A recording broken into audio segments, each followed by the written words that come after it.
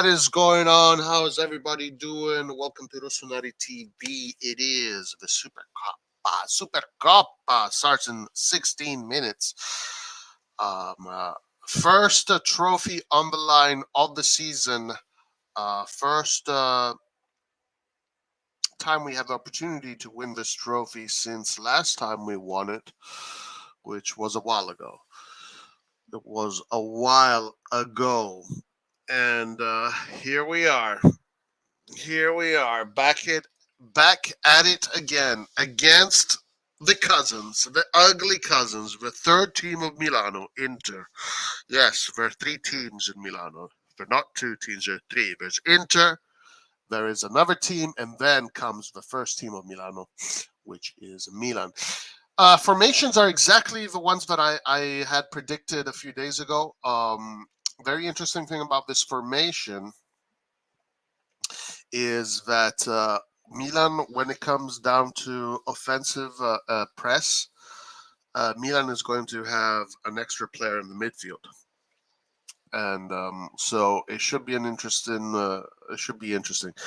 Let's see what happens, guys. I mean, the reality of the matter is that Milan is coming from some very, let's say, poor performances. Not necessarily poor performances, rather poor results. Um, you can argue that the performance against Lecce was quite poor, and that because of being complacent? Was that because the team did not take that game seriously enough, or is it because the team has lost its form? Well, we shall find out. Milan has a history of not performing those kind of games like Lecce, but then performing well against bigger teams. I mean, today is a game that the players should be motivated by themselves. The coach shouldn't need to motivate these players to play today. The game itself should be a motivating factor. Um, of course, we are all hoping for the best, but the reality does say that Inter is coming from a slight better period, and even though they have been grinding out results, they have been. You can argue they're coming from a slightly better period. One thing about Inter, though, is they are missing their main playmaker, Brozovic, in the middle. So we know that Inter without Brozovic suffers quite a lot. Çalhanoğlu has been doing a decent job in that position. And then Inter does have some interesting subs when they come in. Let's look at Inter subs. So they have Gosens they can bring in. They have Dumfries. Marcelo Brozovic is actually there. I don't know if he's going to be playing. Gagliardini, who said he wants to leave Inter. Dumfries, they have Belanova, they have Lukaku, they have Correa, they have a decent, they have D'Ambrosio, so they have De Vrij. They do have a decent bench. While on Milan, we have our new goalkeeper, Davis Vasquez, on the bench. Kalulu is on the bench, who's going to be sitting on the bench watching Kjaer play instead of him. We'll talk about that, see if we think that is a good decision.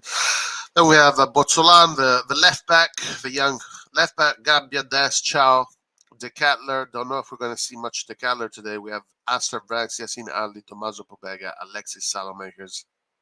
Salamakers? Ah, look, Junior Messias is going to be playing from the beginning. Interesting.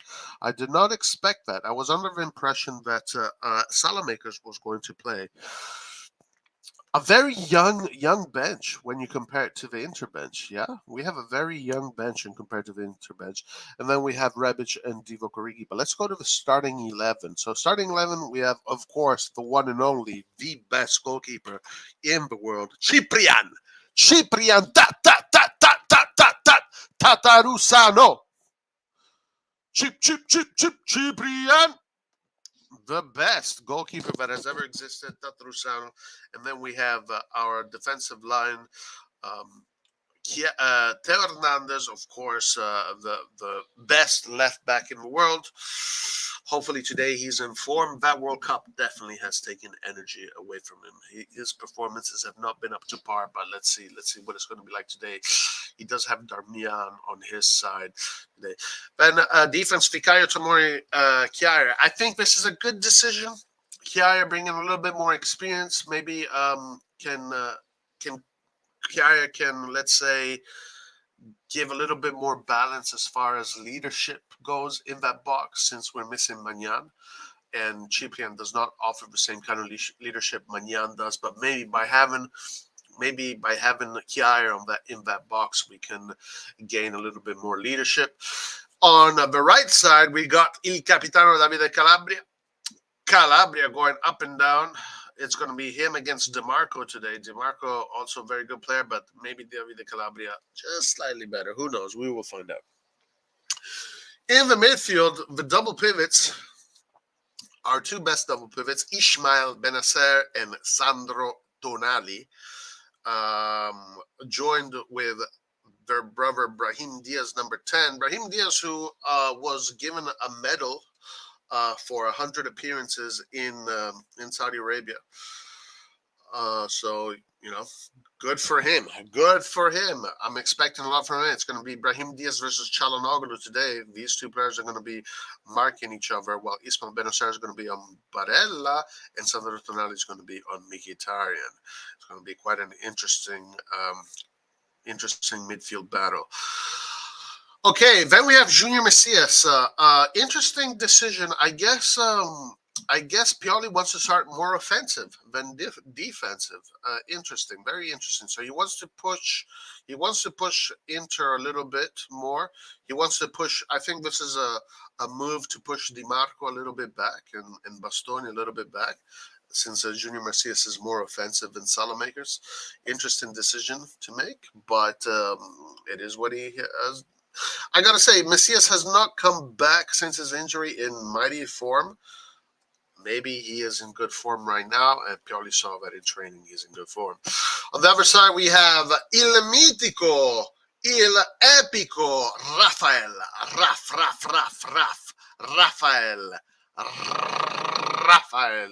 Leao. Of course, today Milan is going to be carried by Mr. Rafael Leao. And again, more news every day coming out that Rafael Leao is going to renew with Milan and he's going to be staying with Milan. So it keeps on being good news regarding that. Up top, we got Giroud, Oliver Giroud.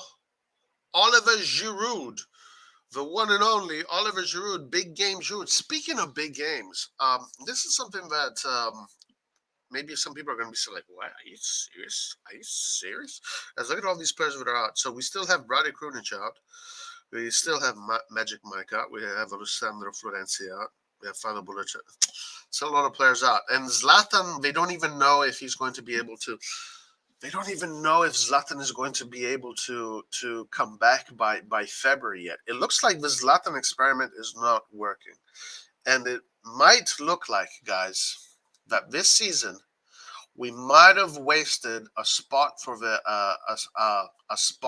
a striker in order to keep Zlatan in the team, and Zlatan may not even play the whole season because he's not ready. He's definitely the schedule. He's behind schedule. He was supposed to be ready earlier. He's supposed to be almost ready right now, right? I mean, he was supposed to be back in January. Then they said February, and now they're saying that he won't be back in February either. So it's going to be March. Another decision went astray this season with us trying to keep with this Ibrahimovic thing. So it is what it is. What are you going to do? Florenzi, yeah, still out. Who knows when we'll see him. But speaking of big games, it is a final. This is the kind of game that a Divock Origi might actually score, since Divock Origi has only scored 3 goals in his whole life, and all 3 goals that he has scored has been in big games like this. So maybe it can be one of those games that Divock Origi can show up and score a goal for Milan, and maybe it can be the winning goal. Who knows? But it is something to look out for. He does have this in his DNA, scoring in these kind of like big games, trophy games. Who knows? It could be a Divock Origi kind of game, especially if we go, many people are thinking is going to go over the 90 into extra time, maybe into penalties. But if Divock can score his fourth goal of his career and in the extra time and secure the win for Milan, that fourth goal is going to be worth 20 goals. That fourth goal is going to be worth 20 goals.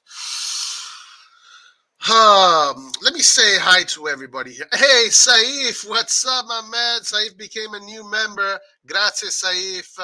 Thank you so much, my man. Thank you. And the super sticker. Thank you. Thank you, Saif. Really appreciate you. Really appreciate you. Thank you, my man. Thank you.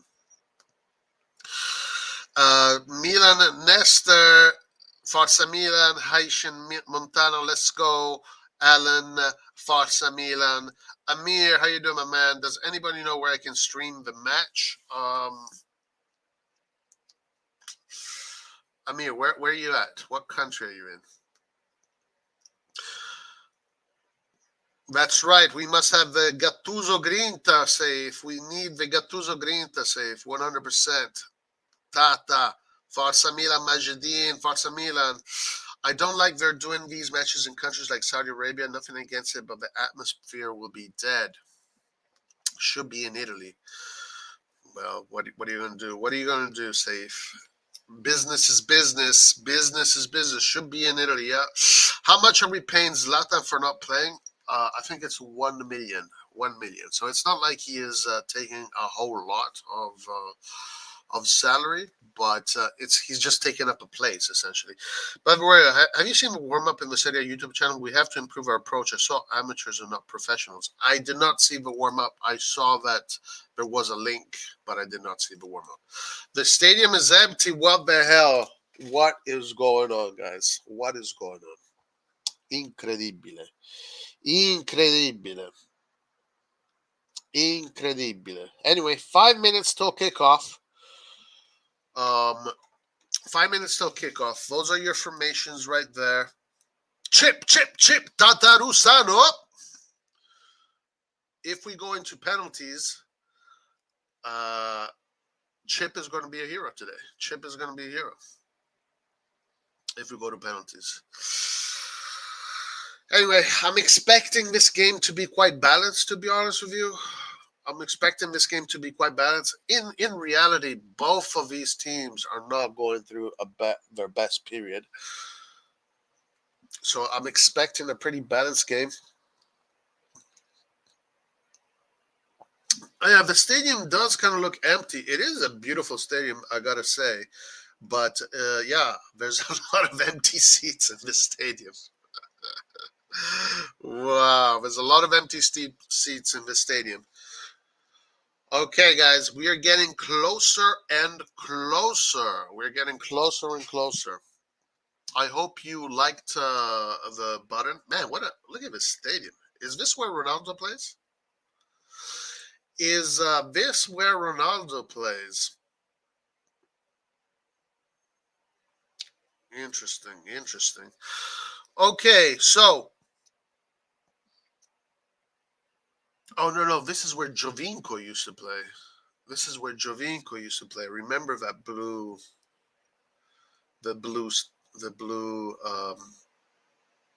grounds around the stadium. Imagine this was at the Olympic or Palermo Stadium. Yeah, no, you're 100% correct. Obviously, if it was in Italy, it would be packed and it would be super noisy and the curva. Interesting that we won't have our curva there, energizing the team. It's more going to be a spectators game rather than ultras kind of game, right? Milan does have a new drip. New little jacket. I do like this jacket they got. I like it a lot. I might think about getting that one. I like that jacket. Wow, look at that. The sweat jacket here. That's cool. Yeah. Sick. That's sick. You guys ready for the shit show? The shit show commences. I think it's going to be a balanced game. I don't know. Maybe it's going to go all the way to penalties. But both these teams are not playing at full capacity right now. So it's not like we're facing a team that is super in form, you know?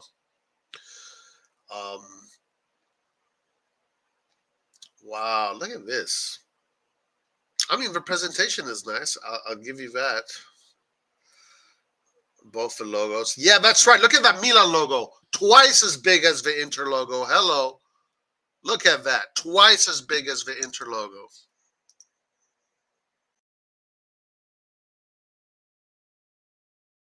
See that? Twice as big as the Inter logo. Man, I'm really digging this Milan. Milan. What do you call that? What do you call that? These sweatshirts. The Inter one looks really bland. It's just blue. Okay, game is about to start soon. Game is about to start soon. I want to ask here everybody in chat, how much do you care about this cup?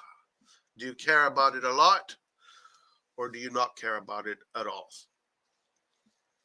What is the feeling? What is the feeling? Do you guys care for this game? Do you not care for this game? Does this game even matter? Should it be a game that we honor? Should it be a game that we honor? I think so. I think so. A lot. We won't win the UCL and the league. Okay. Interesting perspective. It is a cup that we can at least say we bring home. Winning it gives more money as well. I mean, you're right. You are 100% correct. It is a cup, so we might as well try and win it. Let's try and honor the cup and win it. Let's try and do that. Yeah, we shall try and do that today. Okay, so the bookmakers are saying that Milan is favorite plus 188. Look at that. So we're favorites. Interesting. We're favorites to win this game. Oh no. Inter is favorite to win this game. So Inter is favorites. Incredible. Incredibile, ragazzi. All right, game is about to start soon, guys. Forza Milan, AJ. Forza Milan. You know it. That's right. Sing it loud and proud. Sing it loud and proud. You know it. Okay. Acerbi is pointing to the sky for some reason. Giroud praying. Yeah, they're feeling the game. They're feeling it. They're definitely feeling it. Kickoff about to start soon. There's a lot of tension here in the face of these players. Definitely a lot of tension. I think. Okay, here we go. Here we go. Kickoff. It has commenced.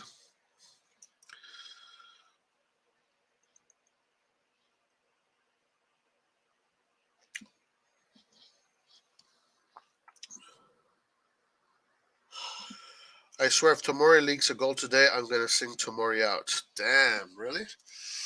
Tomori out already? I'm here, but please don't worry. I won't spoil it. I promise. Okay, we have Rafael Leao right on the attack. Milan with a quick attack. Milan with a quick attack. Goal kick for Inter. Goal kick for Inter. Inter, let's see what Inter does if they play short, if they play long. It looks like they're going to play short. Wow, Milan, all of them already pressing really hard. This is going to be good for Milan if Milan can win the press and don't allow Inter to go through. But Inter playing short, straight from the back, they don't care. They do not care. They do have that extra defender, so They do have that extra player. We have Milan right away winning the ball in a good area. And Milan right now settling the ball. Forza ragazzi, forza. I'm curious what Chiara will bring to the party. It should bring leadership, stability.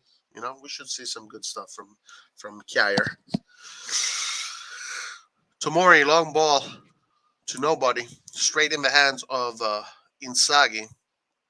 Throw in for Inter. Throw in for Inter.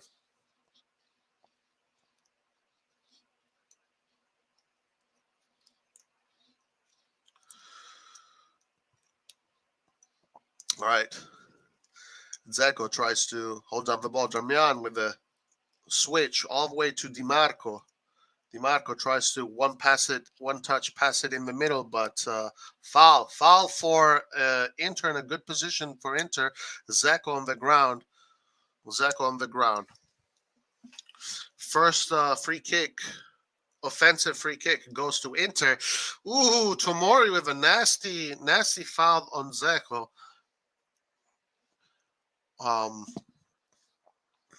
Studs up for Tomori. I hope this stays this way. And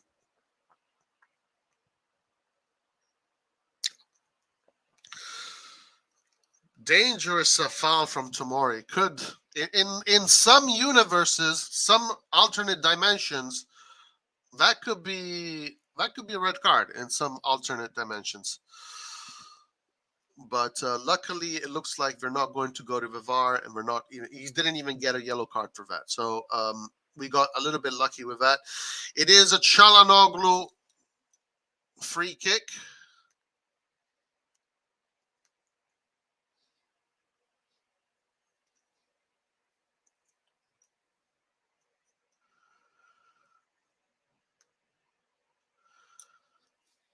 Guys, remember to Çalhanoğlu with a free kick. Milan clears the ball. Back in the defense for Inter. Now Inter keeping the ball. Inter building from the back. Barella to Skriniar. Acerbi to Barella. As I suspected, Barella is on Tonali's side, not Benacer's side. Mkhitaryan. Okay, Milan now win the ball back. Calabria moving forward. Calabria tries to look for Messias on the wing. It looks like this is going to be either a throw-in or a free kick. Acerbi, are you joking, right? This could be a red. Was it that bad? Are you to say that it must have been awful? I mean, it depends what universe we live in, In some universes, it could have been red, absolutely. I predict 1-0 for us, knock on wood, goal by, drumroll, Lord Ante. Really? Interesting. You think so? You think Rebic will score? Hey, why not? It's due. He owes us a goal or two. Okay, we got a free kick for AC Milan now in a good area. On the right side, he's going to Tonali on the ball.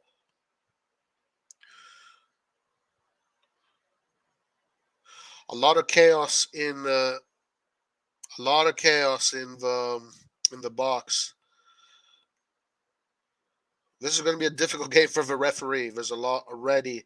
We're 5 minutes in, and there's a lot of chaos already. Hola, Christian. How are you doing, my friend?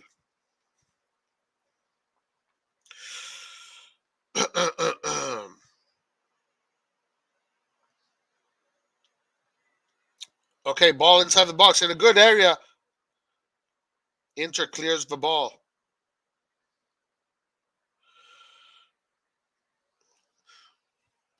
Ball back in the hands of AC Milan. Ciprian Tatarusano all the way back and goal. Ciprian Tatarusano with a long ball back into Inter's defense. Inter shoots it back straight into Milan's defense.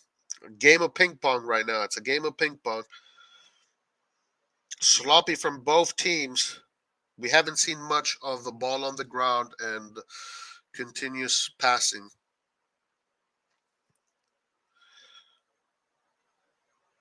Throw in for Inter, Darmian.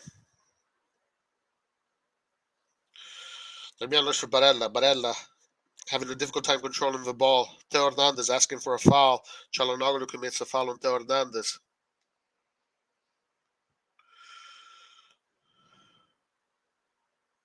Sorry, Lautaro commits a foul on Theo Hernandez. Very sloppy game. Very difficult to keep this ball on the ground. Ball bouncing like a hot potato all over the place.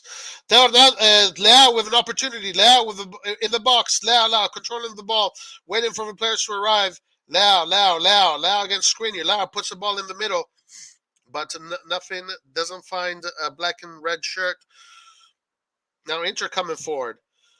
A little bit of a halfway counterattack for Inter. Slow counterattack. Dzeko coming forward with the ball. Dzeko with a shot, but hits a satellite. In space, and someone lost internet. By the way, Roy, quick thoughts on Napoli Cremonese. A great game. I loved that game. It was super intense. Both teams played super intense, and Cremonese congratulations to Cremonese for bringing that victory home.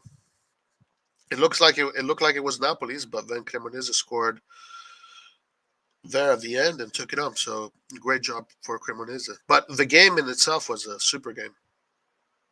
It was super hard fought. I hope we win. Buenos tardes, Roy from Chicago. What's up, my man? How you doing, Massey? How you doing? Theo Hernandez to Leao. Another foul. It looks like this is going to be a messy KG game. It looks like the ball is a hot potato. We haven't seen neither team string at least 3 or 4 passes in a row. Ball is bouncing all over the place. It's foul and foul and foul. It's going to be one of those dirty, dirty games. Tomori, back to Chip with a long ball. Back in the middle. And and Inter just boot it back up. It's definitely not we're definitely not watching Real Madrid Barcelona today. That's for sure. Okay, Ciprian Tatarusano once again goes short to Tonali. Milan opts to play short this time and try to control the ball a little bit more. Kjaer does have a good long ball on him, and he does try to set up a Messias, but it's a throw-in for Inter. Both teams opt in for long balls.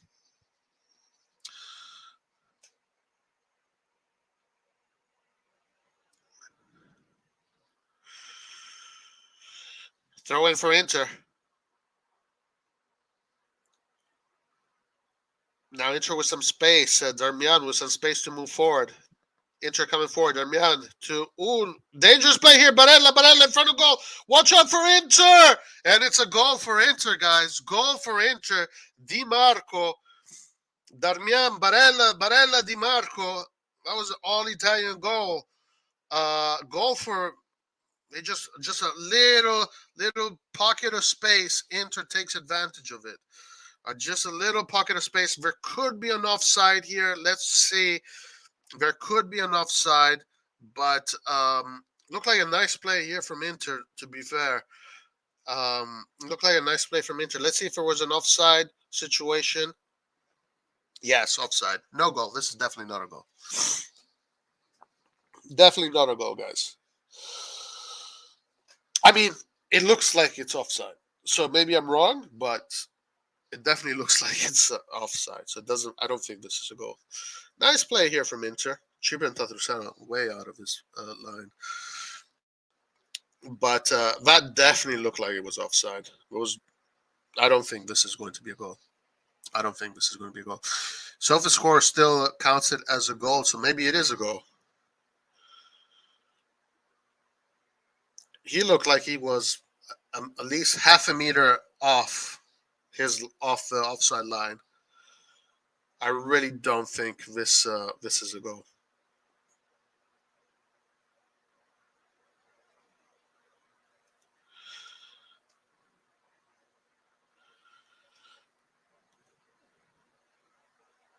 Wow, I think it has been given.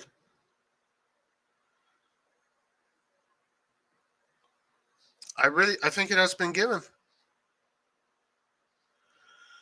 It has been given. Interesting. Wow, that looked like it was offside to me. Interesting call. Interesting call. We'll see what that was all about. Maybe they'll give us a replay. So they are implementing this semi-automatic offside rule. I'm not sure how it works. I don't know exactly what this technology is, but we shall find out. Anyway, 1-0 for Inter. Game starts quite poorly for AC Milan. Di Marco with a nice goal. Good play from Darmian Barella and Di Marco. Tonali. Teo. Teo tries a long ball, but very sloppy from Milan. Milan finding it very difficult to break that midfield line. Teo to Leao in the middle. Messias tries to look for a penalty, but nothing, no can do.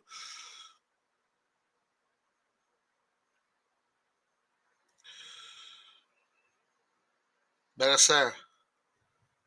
Back to Benacer and Tonali. Milan find it very difficult to organize themselves. Tonali loses the ball to Zeko. Tonali now. Milan win the ball back. Now Milan might have some chance to go forward. Tonali, Leao, with some space. Leao. Looks for Benacer back to Leao, but Leao is marked very, very tightly. As a matter of fact, Çalhanoğlu wins the ball back from Leao. Zeko to Lautaro. Watch out for Lautaro. Tomori with a very good interception.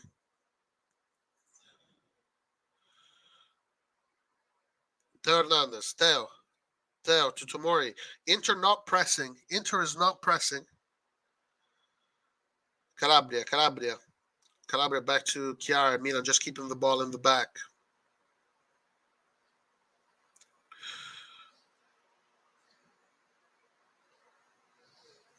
Another long ball from Milan. Milan right now struggling with ideas, struggling to find concrete ideas to get through this Inter block. Leao back to Teo Hernandez back to Chiara. Looks like Inter now is just going to wait for Milan. Tomori spreads it to Calabria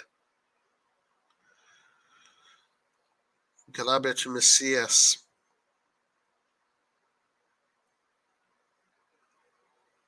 Calabria with a long ball. Another long ball. Milan keeps opting for long balls that just don't end up anywhere. As a matter of fact, Inter now with an opportunity for an offensive run.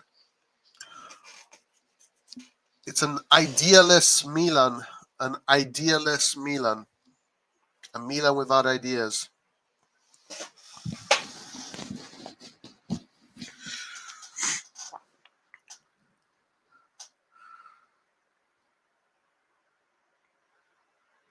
The stadium is literally half empty. I don't understand what the point was to play this game outside of Italy, but whatever.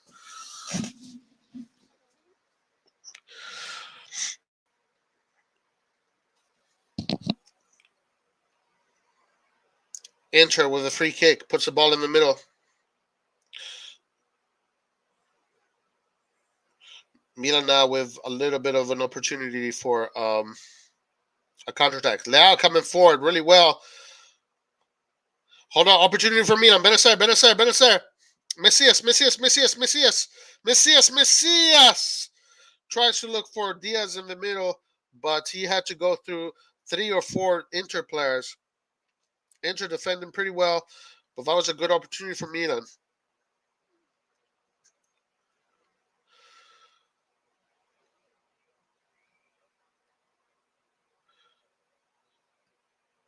Jamal, you should be ashamed of yourself. You should be ashamed of yourself. 17 minutes in. Sloppy game from both teams. Inter just had one good play that led to a goal, but both teams producing very poor quality football by both teams.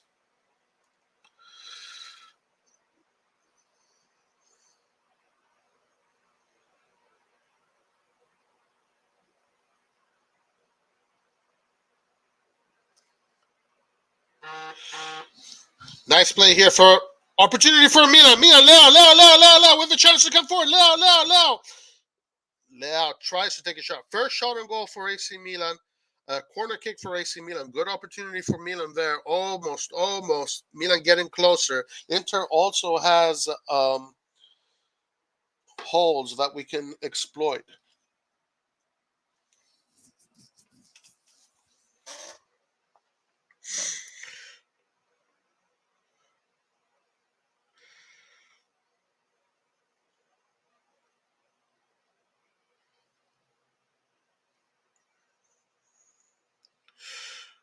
All right, here we go. Corner kick for AC Milan.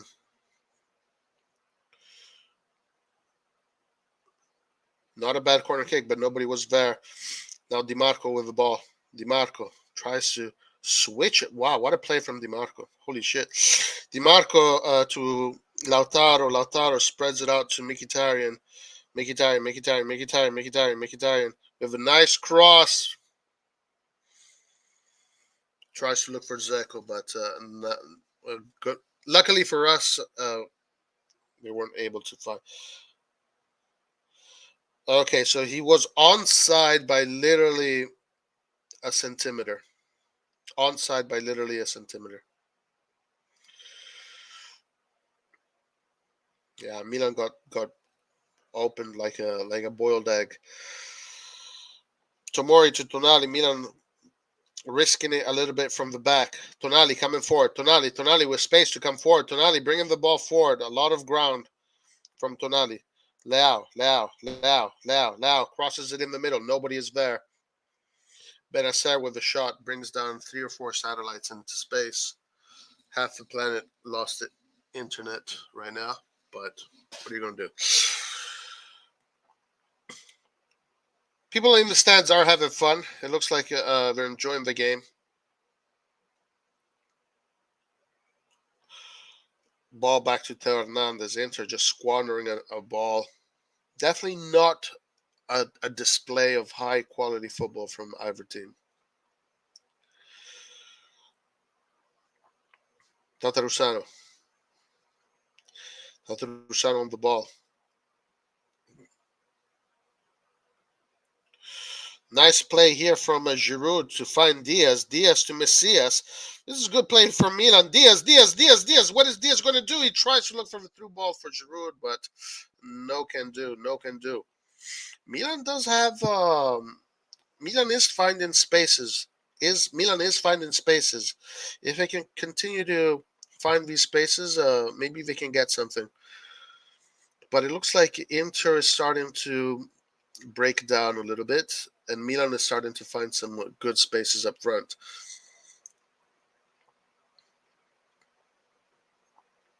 Free kick for Inter.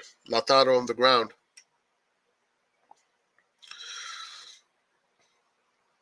We need to be smart. I literally put the phone down as I just got home and turned this and find this 1-0 already. Whose fault? Inter just had a really good play. I haven't microanalyzed that play. Hold on, watch out. Inter again. Another opportunity for Inter. A goal. 2-0. 2-0. And what a goal. Dzeko with a really nice goal. Guys, we are 20 minutes in. It is already 2-0 for Inter. This is going to be a long game. Whew. This is hard. Hard and harsh. Great run from Dzeko. Dzeko takes out Tonali. Tonali was following him. What a goal from Dzeko. What a goal from Dzeko. Puts it right in the bottom corner where the goalkeeper can't reach, diagonal. Nice play. Inter is playing pretty poorly, but they had two really good plays and they scored. Milan needs to be needs to be much more efficient if they want to get something out of this game.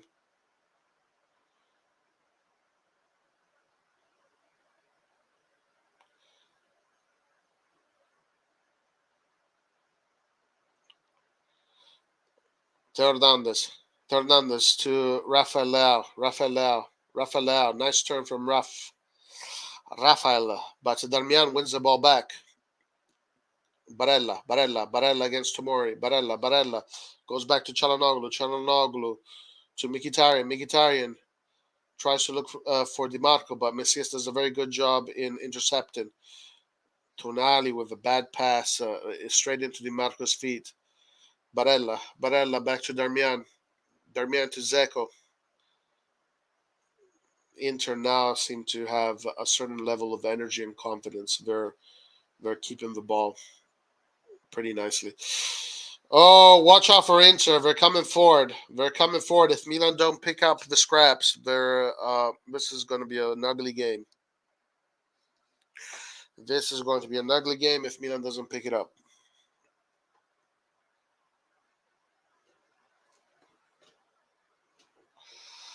Tottenham are going to beat us 7-0.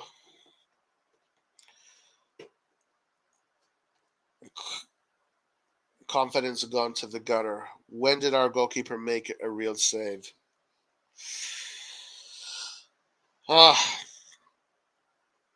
Tough pill to swallow. But still a lot left in this game, guys. Still a lot left.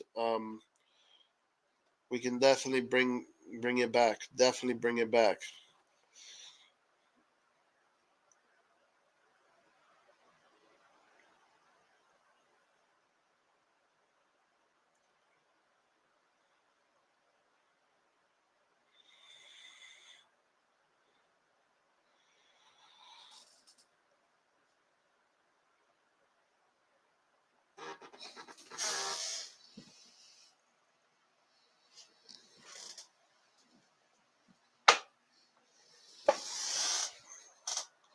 Roy, should we went for 4-3-3? I don't know.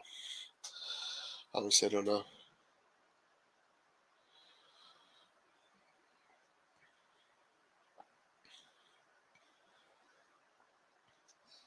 Honestly, don't know. Who shot this game? What? Who's?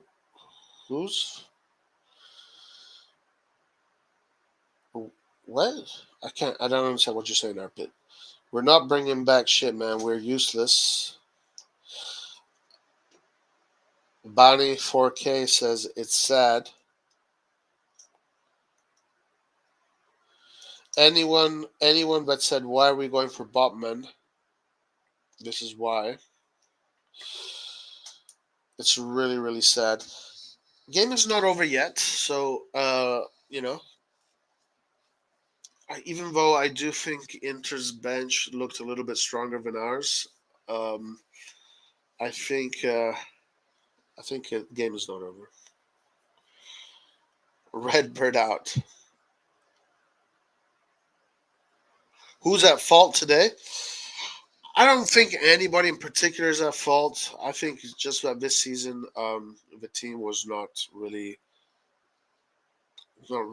built properly this season, like last season. But I think right now the team is just poor form from the team.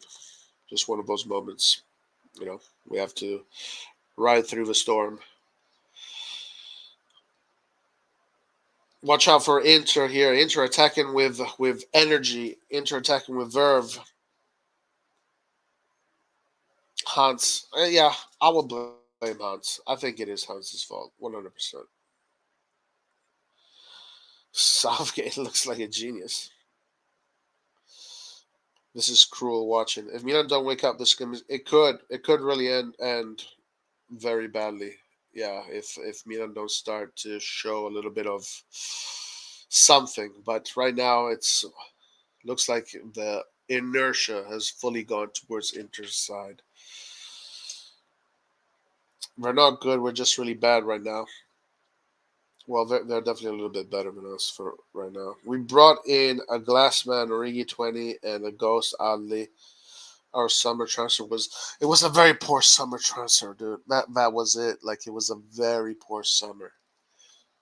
Very poor summer. So, what are you gonna do? Zero F in ideas. Our form against PSV continues. Sandro looking like being. Sandro is having a difficult game, guys. Another corner kick from Inter. Inter is just pushing forward, just pushing forward. They have definitely found with that second goal. That second goal has given confidence to Inter, while it has destroyed confidence to Milan. What's up, Rocky Ward? Lit shield over again. Wow, we almost conceded third here. Save from Tatarusano. Milan forced to clear the ball.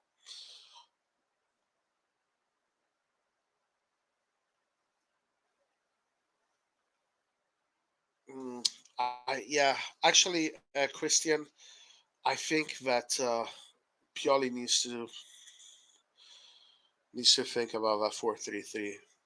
You know, I think he does. I think we need an extra defensive midfielder on the pitch at this point. So yeah, probably.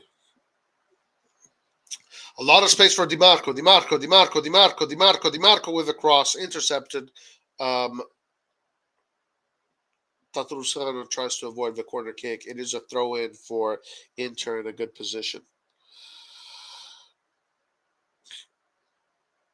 Yep. It's like we have a hole in defense. Cross from Inter just put in the pressure. Wow. Calabria. No, sorry, Barella shooting down another satellite has gone missing in orbit. 4 or 5 satellites have gone missing. We've been cut open with a simple 1-2 give and go 5 times already. Chiara cannot handle the pace of this game. Get him off now. So maybe Calabria. I mean, maybe Kalulu should have played, huh? Pioli thinks we won the title and we should stay with that team. They should buy new players. Well, yeah. Yeah. Definitely this summer we did not operate in the best way, for sure. Leao won't renew. Why? No, he's going to renew. I'm pretty sure Leao's going to renew. Guys, I mean, listen. In football, it is you go through tough periods and then you go through good periods. It's it, just because we're going through a tough period right now doesn't mean it will stay like this.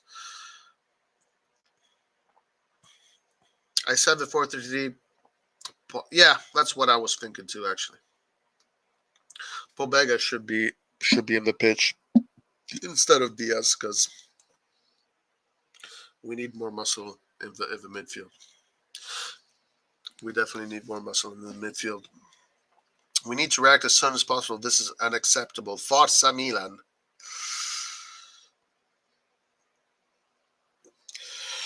Speaking of Diaz, Messias with a cross in the middle to nobody. Tomori not get an international call up destroyed him. He has been awful. Yeah, he's definitely suffering, Tomori.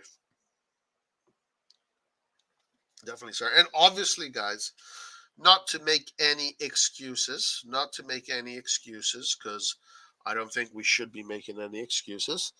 But just not having Manyan in this team has really makes everything more complicated. Beautiful cross.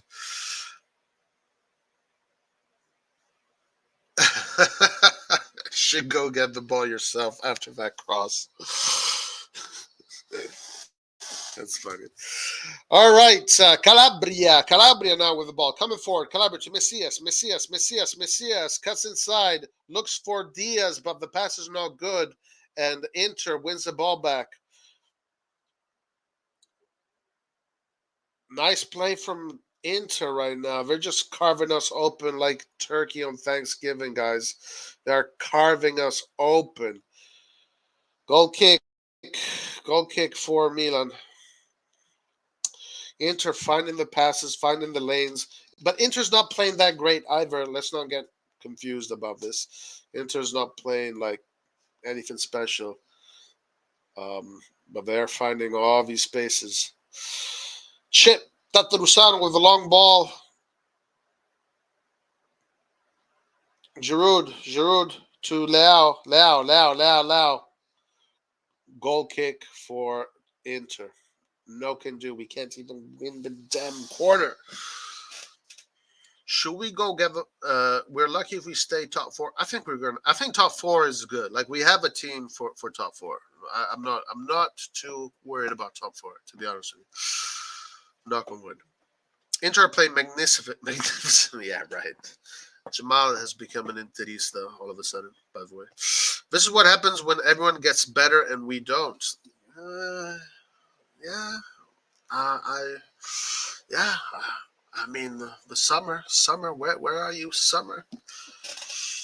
We give back possession every free kick and throw in. We can't even maintain possession and throw in. We look like Juve against Napoli. Damn.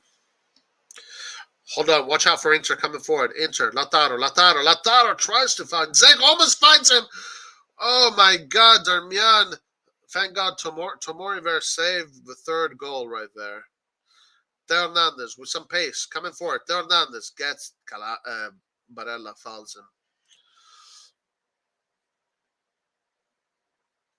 Antonio says we deserve to lose. Guys, we could score two goals in the second half and then win this game. So, it's not over till the 90th, but of course we're playing really poorly right now. And that's a fact. Next week, Jamal is going to be a Lazio fan. We need more muscle, like you see. Yeah, this game here, having Kessie, Tonali, and Benacer in the midfield would have been perfect, but that's bridge under water at this point.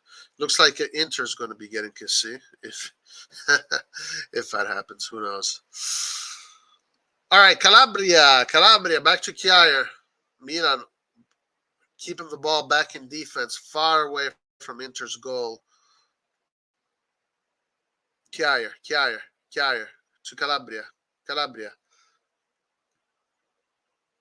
Giroud tries to shield the ball, but it is a foul for Milan, actually. Actually, you know who should have been in this game? Salamakers should have been in this game. Like, why maybe that could have made things a little bit easier for us. Because, when Salamakers is playing, it's a little bit more difficult for the opposing team to play clean. Your favorite player, guys. Your favorite player, Salamakers, should have been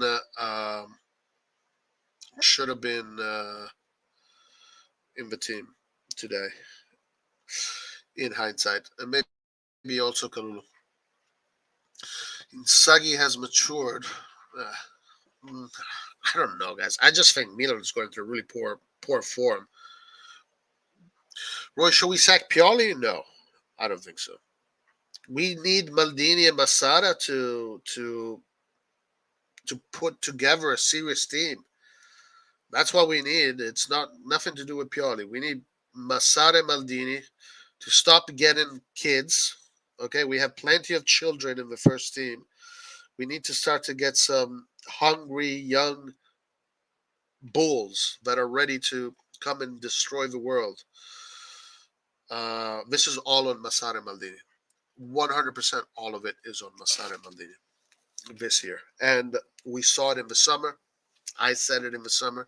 A lot of us said it in the summer. This one is all on Masada and Maldini this year. It's got nothing to do with Pioli. If Pioli, and also the sale of the club, Elliott, did not work. But anyway, let's keep on going. We are disgracing Milan Saudi fans. Yeah, unfortunately, today we are. What the fuck is going on with Tomori? This is unbelievable. Christian, this is the Donald Duck Cup. It's not the Mickey Mouse Cup. This is the Donald Duck Cup. So slightly lower than the Mickey Mouse Cup. Also, we already won it in the summer. Remember Germany? Yeah. Yeah, we did win the title this year. That's right, this season. It's a Donald Duck Cup. This is the Donald Duck Cup. If we don't get 3 points in 9 games, we need to start looking for a new coach. No, that would be terrible. That would be a disaster if we do that. That would be an absolute disaster if we do that. If Pioli performs shit after Milan spends 100 million, then okay, sure. Yeah, then you can say, yeah, let's fire Pioli. Anyway, Tonali coming forward. Tonali to Rafael Leao. He does have some space here to shoot, but another satellite goes missing in orbit.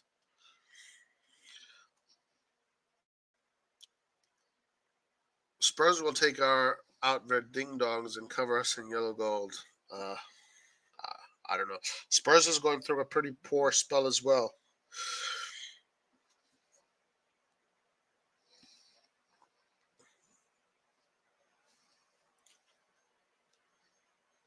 Is Tonali that much better than Pobega? I'm not sure. Tonali is having a very poor game today. But of course, we've seen Tonali's qualities. We've seen his qualities. Last season, he was instrumental to us winning the Scudetto, so we know what Tonali can bring. Oh, Gordon Singer. Oh yeah, Gordon Singer is here. Yeah, that's right. I did see that. I did read that. Who's here for Origi? All of us. We're waiting for Origi. We're Egyptian fish living in denial.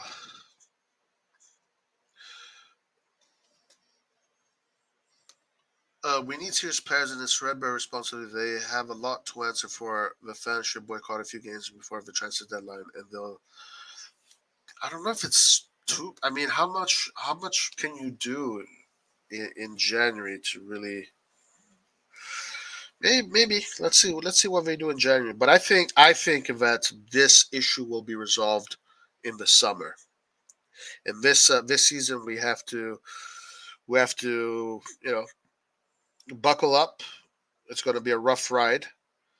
We just need to get the minimum objectives done, and then in the summer, I think that's when we fix everything. I mean, realistically talking.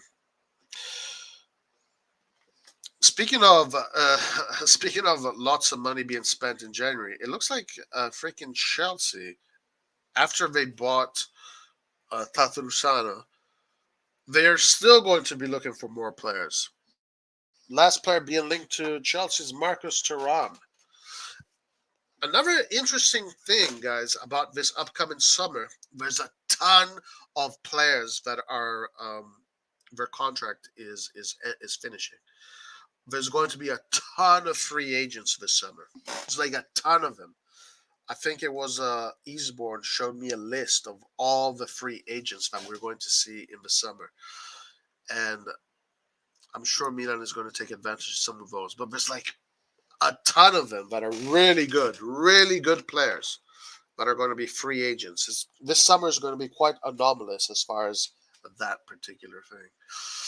What if Leao waits before we secure top four to renew, and then he's gone? That's what Donnarumma wanted to do, but we saw how that ended. Wait, for real, are we even playing good football? Because even though Napoli, the Mickey Mouse tournament, they played good football. No, we're not playing good football. We're not. We're definitely not playing good football. We don't have a midfield. There's no midfield. Look at the space between the defenders and the midfielders and the wings. It's like there's way too much space on the ground.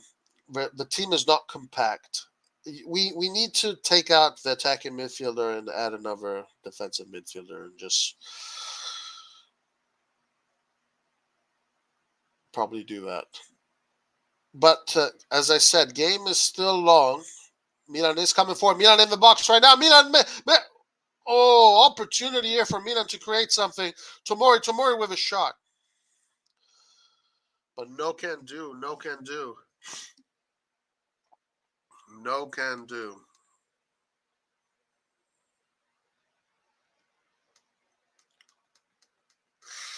What did Joel say?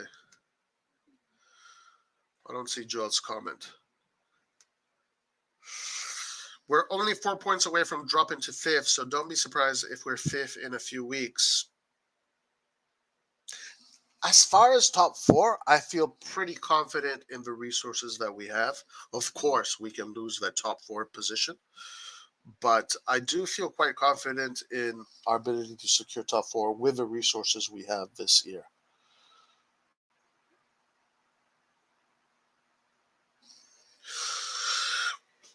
Roma, Lazio, Atalanta are just 4 points behind us. We play Lazio next. Anyone who thinks top four is secured is being delusional. I don't think it's secured, but I'm pretty confident we have a team to secure it.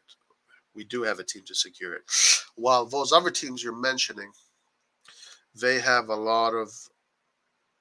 many more holes than we have. Maybe Roma could be an issue.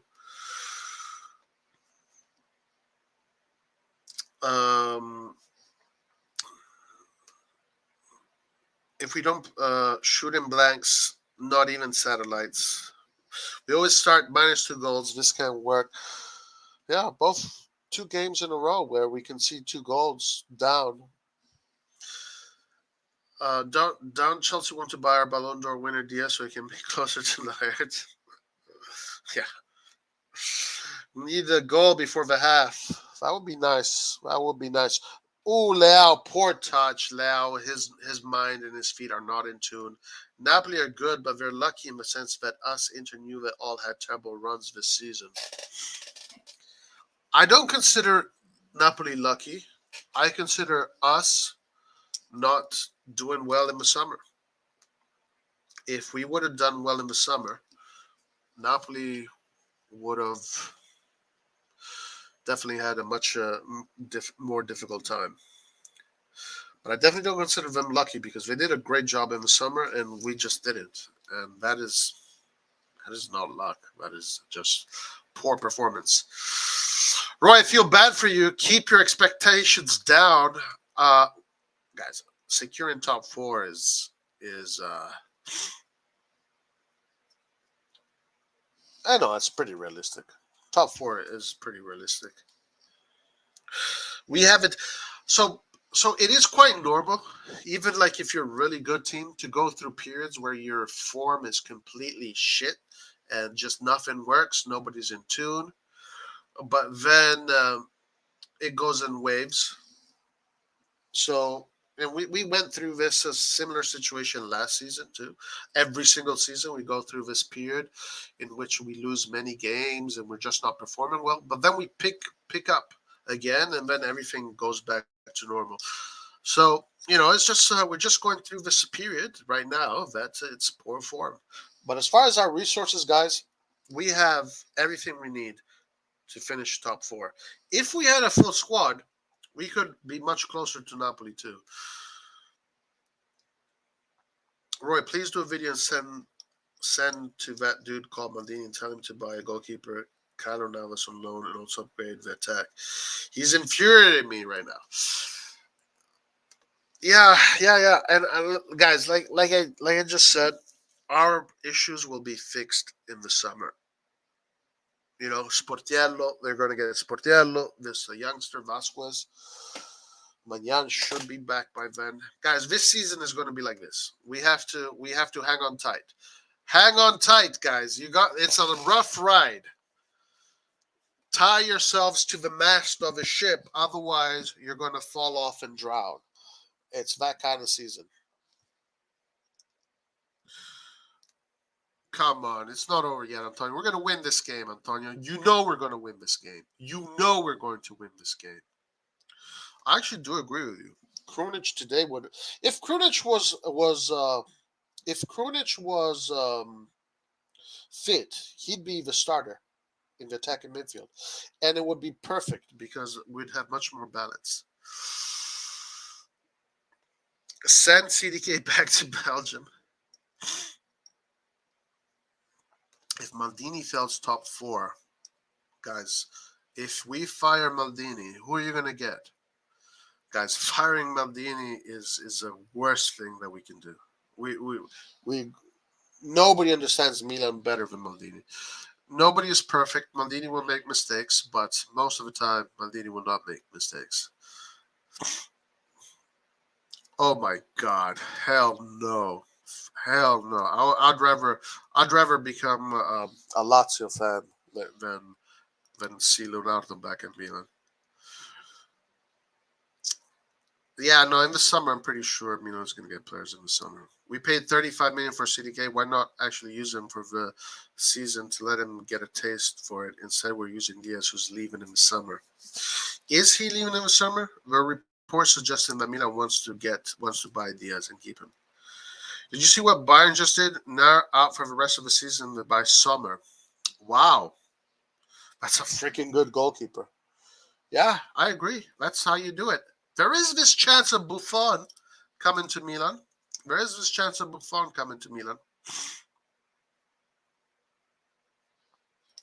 I don't mind Buffon to Milan, to be honest with you. Guys, by the way, like the freaking video, bruh. Like the freaking video, man. Like the video, yo.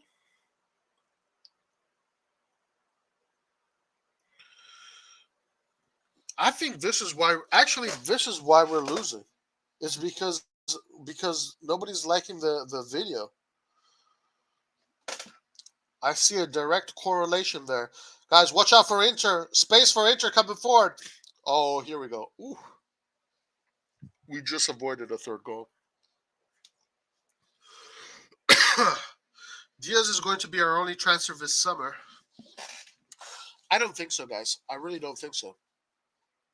I think this summer, Maldini not having to renew his own contract and all that nonsense. This summer, the club is not selling to a different owner. Everything is going to be much more stable. I think this summer, Milan is going to put together a team that next year is going to win the Champions League. Yeah, guys, I'm calling it today. Next season, we are winning the Champions League. Either we're winning the Scudetto or we're winning the Champions League. We're not winning both. We're winning one of the two. Guys, I'm calling it right now. Record this moment. Next year, we're either winning the Scudetto or the Champions League. Guys, another opportunity for Inter coming forward. Çalhanoğlu against Messias. Di Marco with a cross in the middle, but intercepted by Tonali. Messias coming forward. Messias. Guys, I am calling it right now. Next year, we're either winning the Champions League or the Scudetto. We are going to solve all our issues in the summer, this upcoming summer. You guys are going to see. And you're going to be like, Roy, how did you know? How did you know that that's what was going to happen? How did you know? Do you have a crystal ball, Roy? Do you have a crystal ball? No, I don't have a crystal ball. I use logic. Logos, logic. It's one or the other, Champions League or Scudetto. But this summer we are fixing everything, and next season we're going to have a top team, super team. You know, it is a slingshot. It's the slingshot effect, essentially.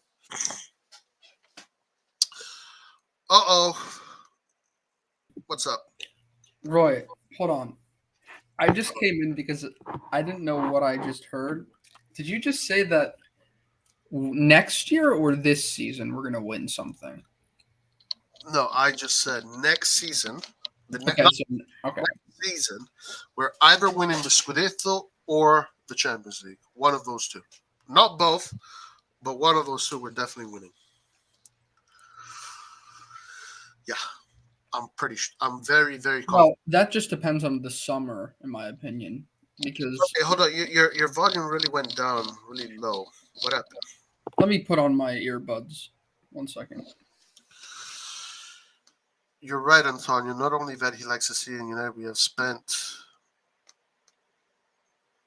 $1 billion each on players. How many players in two center first?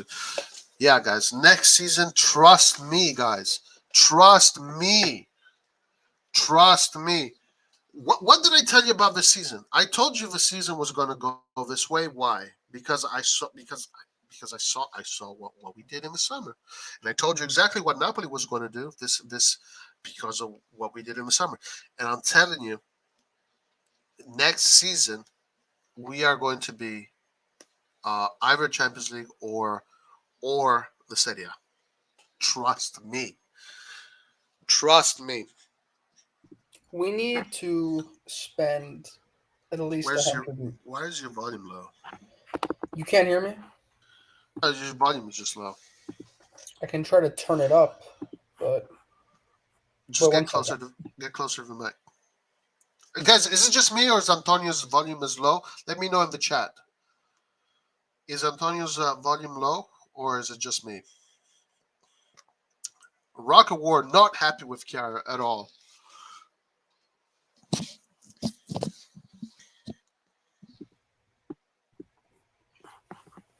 So is it still low?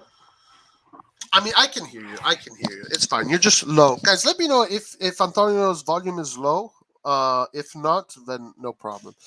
Go ahead. What did you want to say? No, I was just saying we need to spend at least like 100 million in the summer, like at least. I don't. Why do we need to spend 100 million? 100 million is not something crazy anymore. Like it's something that a big club at the minimum should do. I don't know if okay. Listen, I don't know how much money we need to spend in the summer. We just need to spend smart, right? Just get the right players, get the right opportunities. There's always opportunities. There's always intelligent purchases that you can make. Honestly, my crystal ball is not telling me how much we're going to spend or who we're going to spend it on. My crystal ball, which is a very reliable crystal ball, is telling me that next summer Maldini is going to operate with much less stress, essentially. He's going to operate without the shadow of the club being sold. He's going to operate without him having to spend the whole period before the transfer market trying to figure out whether or not he's going to still be in the club. Essentially, just that, just the fact that Maldini is going to be able to operate without stress and operate properly. That is all I need to know. That next summer we're going to have a team that is going to be so kick ass that that even Antonio is going to say Pioli in.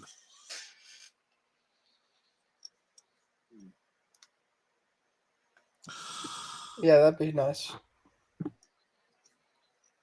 Do you not agree with me?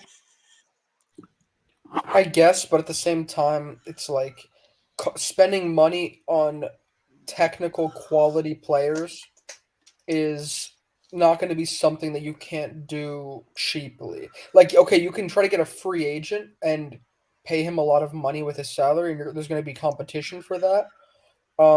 And maybe that'll work, but I don't think you're going to find a young or like um top player potential with free agency. I mean, maybe you can, but it's not easy to do. We like I wish we sort of try to do it with CDK, but I mean a lot of the times the players cost way more than 35 million and CDK, unlike with other teams, when you spend that much money and he flops the first season, other teams would just bring in more players to replace him or to fill the need, but we can't do that. So Uh, that's why this season I think we're really failing, but we need to still try to keep spending in our attack until we find the right combination of players.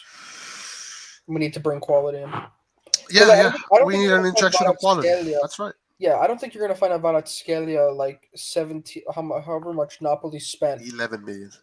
Yeah, for that player. Like it's really rare that works out that easily. need a juggernaut of a striker like Osimhen. Yeah. No, obviously it's not going to be simple. I can't. I don't know. I can't even like think of what kind of operations we can make.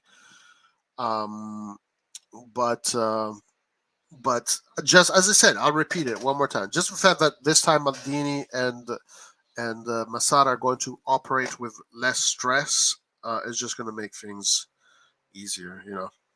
It's going to make things easier. Um, Let me put in. I'm going to put in the link for the members. So if a member wants to join the chat, let me put in the link for the members. Hold on. It looks like Rock wants to join, so I'm going to put the link in the members area. Rock.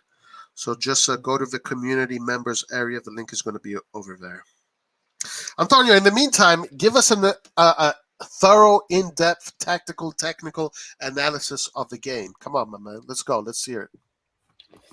I mean, to me, listen, I was kind of after the 2 goals were scored, I was watching, but I was more also just checking social media to see what people are saying.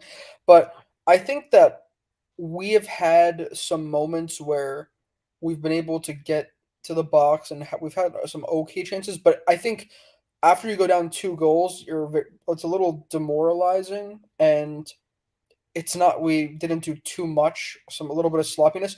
But I think um, that we still have the potential and the quality to give Inter some dangers, especially on the counter and on fast break plays, essentially. But you know, for me, the biggest problem, it's kind of obvious, is the defense, and it's impossible to know for sure who deserves most of the blame, in my opinion, because you don't really know what, like, for me, I know people are going to disagree with me. You guys know that I think Tata Rosano, his communication and leadership is a problem. His chemistry and the way he plays the back four isn't good. And you can say that it's also the center back's fault, yes, because they've made a lot of sloppy mistakes, positional mistakes, offsides mistakes. On the first goal, I think Kjaer was barely keeping Barella on side, and Teo Hernandez left a huge gap and didn't track Barella in the box. So I don't know why we were that open for that.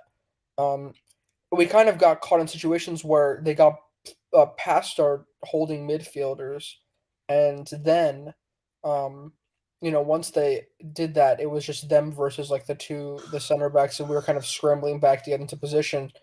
Um, so we were just very open, more so than usual. And then no one was tracking Dimarco when he ran into the back of the into the box for the first goal. Barella had all the time in the world to pass the ball. It's just like it's elementary defensive positioning that we don't have. Sorry That's to a big, interrupt. big problem. I'm listening to you, but I just want to make a public announcement. Guys, if you are a member of the channel, the link is on the community feed if you want to join the live. So just go to the community post feed. If you're a member, you should see it there. And you can join the live and give in your 2 cents. So Rock, go to the just go to the website, to the page, click on community. Since you're a member, you should see that link over there. Sorry for interrupting. Just I had a public announcement to make.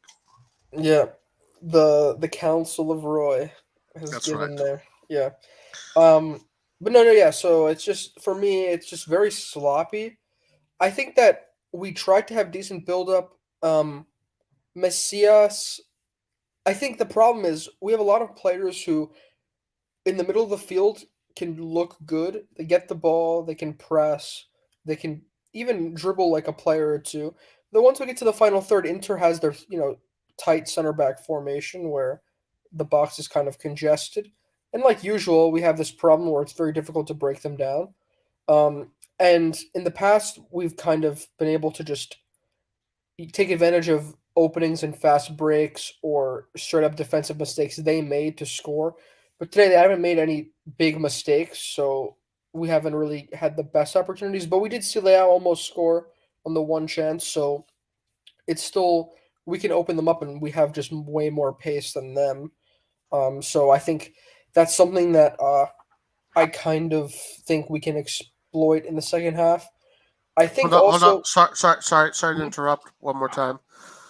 Um, uh, are you? It says link for panel, and then it's a link. You might be click on an older link. Check again. Refresh the page. It says link for panel, and then the link. I'm clicking on the link. It's leading me to the. It's working for me. All right. Sorry. Yeah. So I was saying, like, once we can exploit them with openings, I think. I just think that though in our final third play, still we don't have a sort of. Oh, the only option we have once a team is set Yeah, defensively is to just try to whip in crosses to Giroud. that's my biggest issue. That we don't have anything in the final third, and it's been like this for the whole Yeah, season, really. other teams. I mean, I don't know what it is because it's like you're watching sometimes different like things, like a different game. But when you watch other teams play, like they somehow find ways for their midfielders to shoot from like on the edge of the box, and they're accurate. We blast shots into like the out into outer space, like a lot. That happens a lot, even now. Um, Yeah, so I we've definitely destroyed a few satellites in orbit yeah, today, we all need season. right, exactly. We need some more quality, especially in that attacking midfield role. But like in terms of finishing and offensive quality, or I think Tonali and Benacer, you can't really sacrifice like what they can bring because you need them to be the holding, stabilizing midfielders. But we need it in our front four somewhere. And Giroud, all he does because of his age, I think he's a great player, but we're really one dimensional with him, and he's always in the box with other center backs, so he can't really Okay. get involved much in these games against Inter. I mean, unless Inter kind of open up and he gets to be free and they make a mistake. So we Yeah. need it to be coming from. We need more accurate shots to and or some creativity from the wingers to go inside the box and try to create space and just better finishing, in my opinion. But Yeah. yeah, Let's give the word to Rock. What's up, Rock? How you doing? What's up, guys? Just watching and trying to enjoy the game as much as I can, despite the scoreline. I think that was really good in-depth analysis, actually, Antonio. So you kind of hit all the points I was thinking of mentioning. I think we're really sloppy in possession at times. I think when we complete two, three, four passes in a row, our confidence builds, and we're very much like a momentum-based team at times. And when that's not happening, we're not really building up that momentum and confidence, and we start to rush our decisions, and we get pretty sloppy. And I think that's what we're seeing. We're losing our second ball a lot. Like the flick ons, it doesn't really matter who gets their head to the ball. It really matters who's in the right place at the right time to collect that second ball. So whether Giroud or whoever goes up for the first ball, it really doesn't matter if they win it. We just have to win that second ball, and it's not happening. Um, Kier is really behind the pace of the game. Like when he switches off with Tamori and they decide who they're going to mark, who's going to follow the pass, who's going to watch the run, Kiar just does not have the pace to do that. He can't react quickly enough. And by the time he does, it's already too late. They're already beyond us at least 2 or 3 yards. So I think that not starting Kalulu is a mistake on Pioli's part. I don't know if he's injured or something like that, but that is not working out in our advantage at all. And I agree with Antonio. Our finishing has been pretty poor. We're not even testing the keeper really, apart from that Leao shot, which was just a hopeful curling shot that he does all the time. He maybe scores that like once or twice a season.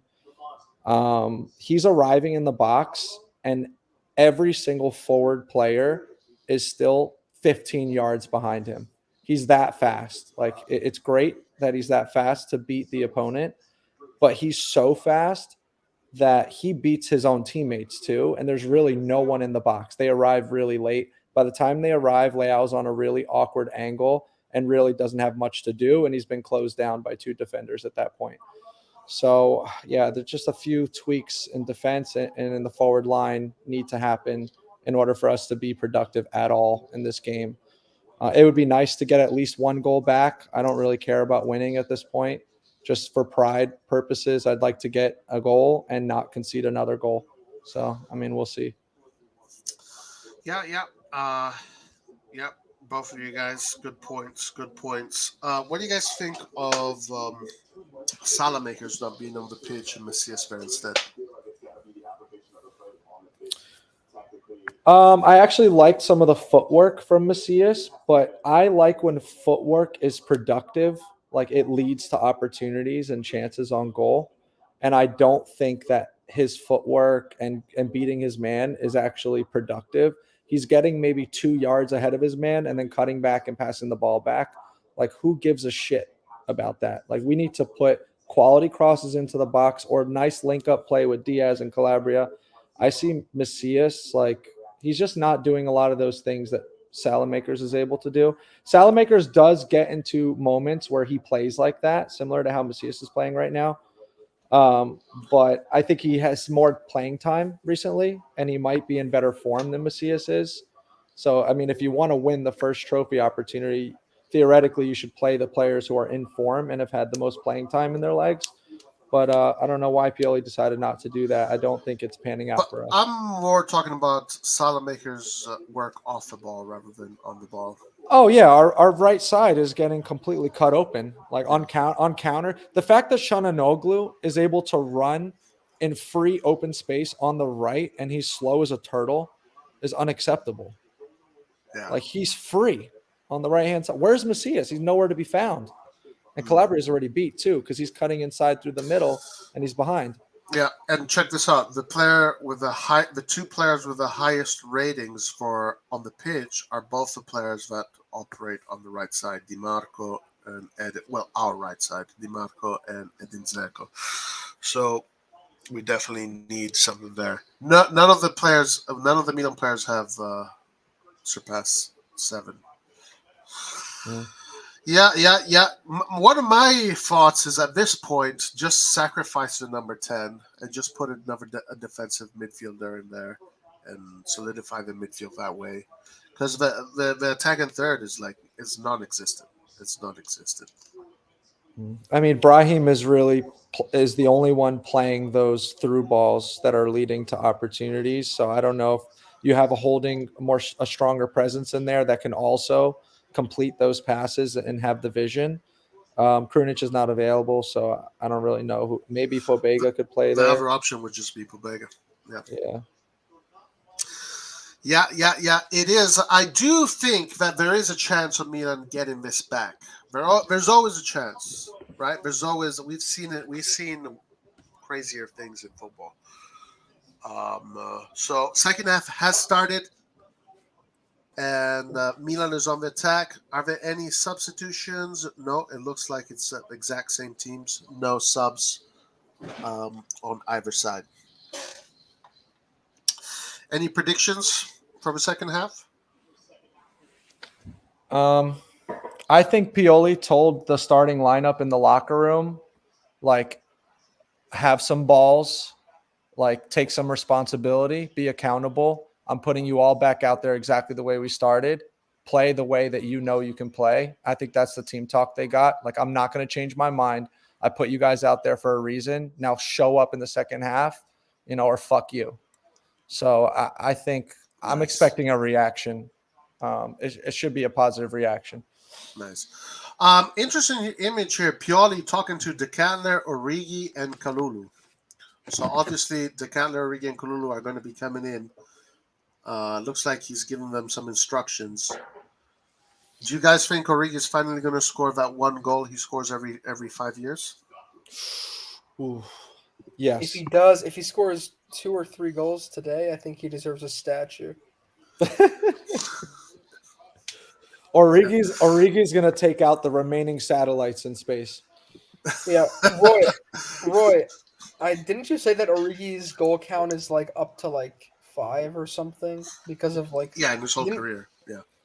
No, didn't you say that this season if he scored against? Oh no, if he scored against Lecce, I think you were like, then his goal you would like personally give him a higher goal count or something. Oh, right. Like, yeah, one goal is worth 5. You know? He still won't get to 20. Wait, guys. He still won't get to 20. Oh, fuck, another satellite gone. Yeah, a lot of satellites being destroyed in orbit. I mentioned this in the chat, and I just saw it again. Guys, Tomori is man-marking Dzeko, and Kier is man-marking Lautaro. Why? Kier is a better one-on-one against Dzeko in the air. Tomori's never going to win a header off of Dzeko, ever. He's lost every single one. And Kier is getting beat on the turn by Lautaro because he has no pace. Why didn't they fix that issue? You would just bring Kier to the right, to the left, and Tomori to the right? When the ball's in the air. Yeah, when the ball's played long, you switch Oh, off. you mean markings, yeah. Yeah, marking. What's happening is Dzeko's winning the ball in the air off of Tomori because Tomori's never going to beat him in the air. And then Lautaro's picking up the second ball because Kier can't get there, can't react fast enough. It was the whole first half that was happening. It's the same exact man marking assignments again. Do you think that Kalulu? Oh, hold on, we have a chance here. Leo coming forward. Leo. 1-1 for Leo. He creates some space. Another shot.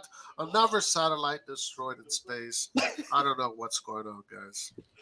As long as it's not the hitting the astronauts, we're good. What the hell is going on with every single shot, guys, going into orbit? We don't have confidence. We don't have composure. That's Why do you think Milan is going through this period, guys? Give me a reason.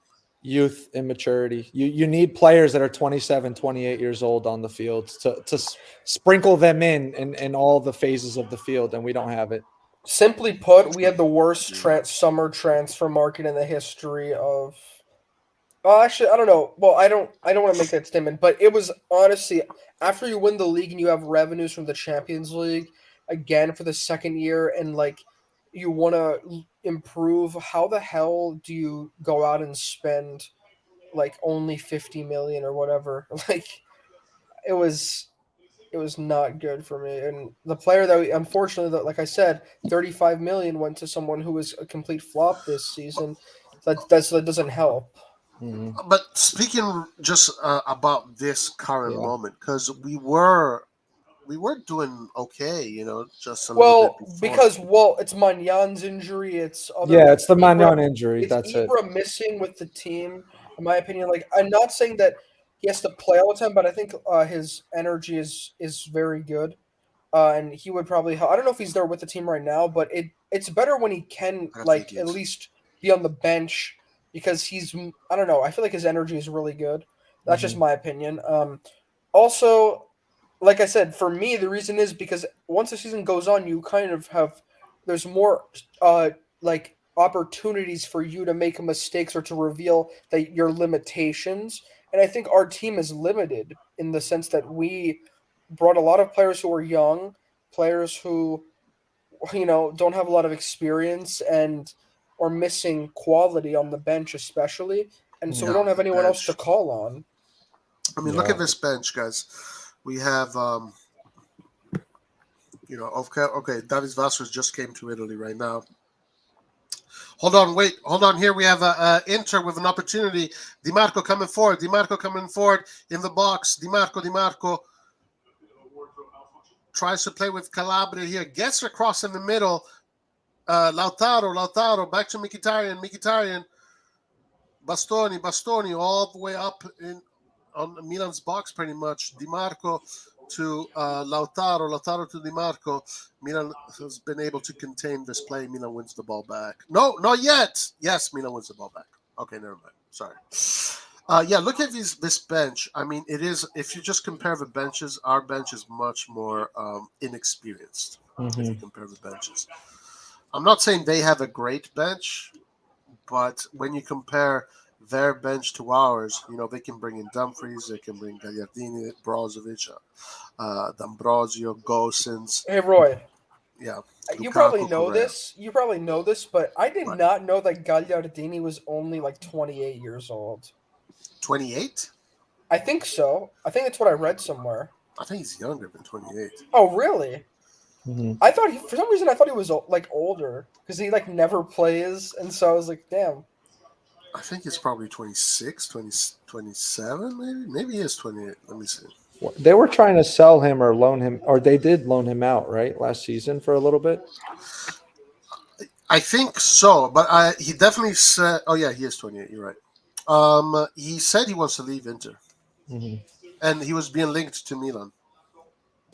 If Mike Maignan was healthy and played this entire season, I shit you not, we would be in first place comfortably, and we would be No, dominating no, the no, no, Champions not League. comfortably. I don't think Because so. I think I think we'd be Napoli in deserve. first. Napoli's been playing another level, and they maybe because Magnan was there when Napoli beat us too, which is. I think like, we'd be closer, and we wouldn't be going through this period. I I mean, think obviously, we don't know. When you We're see- just I when think you we'd be see- competing for it more, and it would But be when you us and see Napoli. when you see your top rival playing like shit, it fills you with confidence. And Napoli would not feel as confident going into all of their games if we were playing well and winning games confidently with Mike Maignan. Well, 100%. Like I said this in the chat, I said that Napoli deserves it 100%.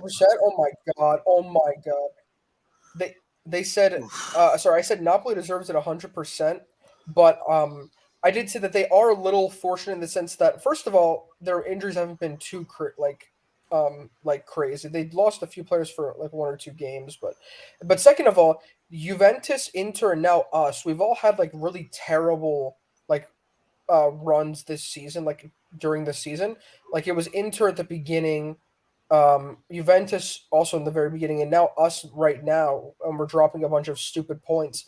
And that obviously gives them more breathing room because they lost to Inter, but then after that, yes, they beat Juventus, which is very good, but we lost to we tied Lecce and dropped points again.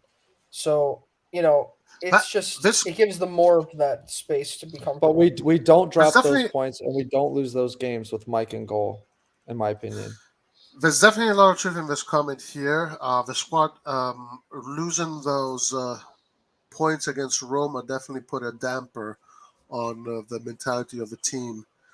But at the end of the day, the truth is that whether we have Magnan or not, we have a lot of players that are so young, so inexperienced. I find it very difficult that these players would be able to keep it to stay above Napoli Yeah. with all these inexperienced players. And what message do you think it sends to our current players when they see our transfer strategy? We're signing players that might come good 3 or 4 or 5 years from now. What that says to the players is you don't have to win right now, and we're not expecting you to win right now. That's what it tells them. Well, obviously, I think the players do feel that the team has lost something, especially in the locker room without Romagnoli and Kessie. Like they can see the difference, Obviously, those two guys were not only leaders on the locker room, but they could also be leaders on the pitch. I think that they know that they have to fight for the Serie A. I don't think they do. I really Well, don't. they have to finish top four. That's what Yeah. their objective is, to finish in top four. Hey guys, there's also one other thing I wanted to bring up in terms of tactics that I've been noticing. Now, listen, you can call me crazy for saying this, and I'm not saying that Leao shouldn't be playing, but of course Leao should be playing. I'm just saying that so recently, especially this year, by the way, Milan's playing much better, it looks like, based on what I've been seeing. But this year, Leao and Teo, their partnership hasn't been as good as it was in the past, and I never really see them linking up as much. Yeah. Like Teo running up and because Teo used to be so much more he would be flowing with Leao and also just on the left wing. But when Rebic plays, I noticed that Rebic plays better with Teo, in terms of the teamwork. I feel like they're better at passing the ball with each other and doing 1-2s. But I'm not saying that Rebic should be playing, obviously. I'm just saying that's something that I wish that we could utilize Teo more. His best season was when we finished second place. He scored a bunch of goals and was just always attacking. He was getting Inter- assists. He was getting assists wide on give and goes, and now we focus so much on inverted. Now, yes, he back- plays in the middle exactly. Yeah, so he never goes around the outside and crosses in anymore. Yeah, I mean it's good and rare. it's fine. I like it when he plays with that, but I just wish he was a little bit more like and focused on like he said. Sometimes we need him to be on the wing to create Also, advantages there. also Leao is a little bit of a soloist, so That's you're true, yeah. not gonna get much interplay between Leao. When Guys- Rebic was in form, Yeah. Theo looked better with that Rebic combination. What's up? What? No, I was just gonna say Milan's playing a lot better right now. Hey Like- man, guys, I'm telling you, Origi is gonna come up. He's gonna come on. He's gonna score 2 goals, Origi's gonna score like a bicycle and kick. then he's gonna retire. That's such an Origi Those are the thing last to 2 do. goals he's ever gonna score, and then we're gonna go to penalties and win this game. I hope you're right. Origi's going to come on and score an own goal. That's going to be his +1. He's gonna think that we're scoring on the other net or something. He's going to score an own goal and then celebrate. He's gonna like jump. His shot power is actually crazy though. Milan is holding the ball a little bit better. That's a trying pen. to. Oh my god! What about that push on Macias in the first half in the box? Right, 2 hands in the back pushed him. Okay, If we're playing against I'm Lille, fine. they would have called that. I'm Because fine with it. You guys not being remember that? called. Yeah, that was ridiculous. But 2 minutes. That was so dumb. 2 minutes later, Çalhanoğlu, the same 2 hands in the back, he gets a free kick in a dangerous position. The exact same amount of Mhm. contact. Roy, Yes. do you remember like 2-3 years ago when we had Donnarumma and we were playing in the Europa League and we were playing against Lille and we lost 3-0 at home? Yeah. Do you remember the penalty they called against us that game? That was like the softest penalty I've ever seen. Like Romagnoli put his hands I don't on the guy's back and the guy just Oh, fell yeah. forward and he called a pen. Like Oh I feel like my in Europe God. they'd always they screw us over so much. Every single time. Nothing's worse than when But it's Barella also- did a fucking front flip when he got touched with a pinky and he did a front flip. That was hilarious. But also, I mean, I don't remember. That was too long ago, guys. Too long ago. no, I remember that. Like I vividly because that was when the game where Renato Sanchez killed us. Like it Oh, was. destroyed us. And- I remember and the game. I don't remember the details. I remember Lille Mhm. being. I remember all 3 goals. Very like good. it was like it was a penalty. Maybe was it 2 penalties or 1? Because I know Yazici scored all 3 of them. Mhm. I think it was 2 penalties or something like that. Yeah. And we were playing against Magnan. And I was like, this guy's 60 a great minutes in, goalkeeper. still waiting for some subs. I think Pioli should start thinking about some subs if he wants to change this game. There's only about 35 minutes left. If he needs to make anything happen, it is now. He needs to Let's sign just bring now. out Mbappe while we're at it. Guys, not Messi's a free agent at the end of the season. Should we get him? not in our Messi? budget. Hell yeah. But we We won't be should. able to pay him. We should, but he's not in our budget.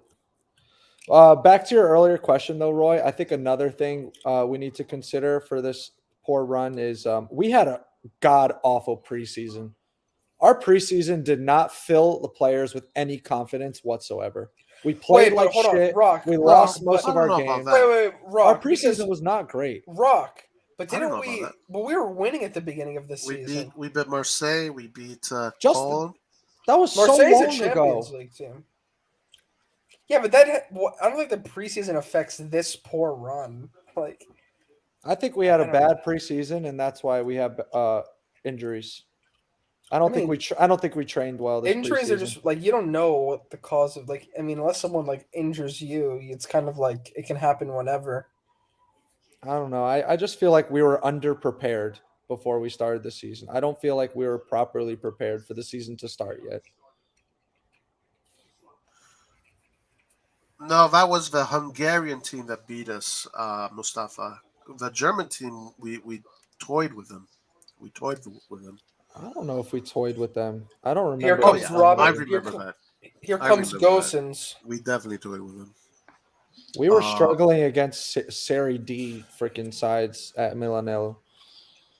And don't say we played all of our Primavera, because we didn't. In the first half, we played like one Primavera and still struggled.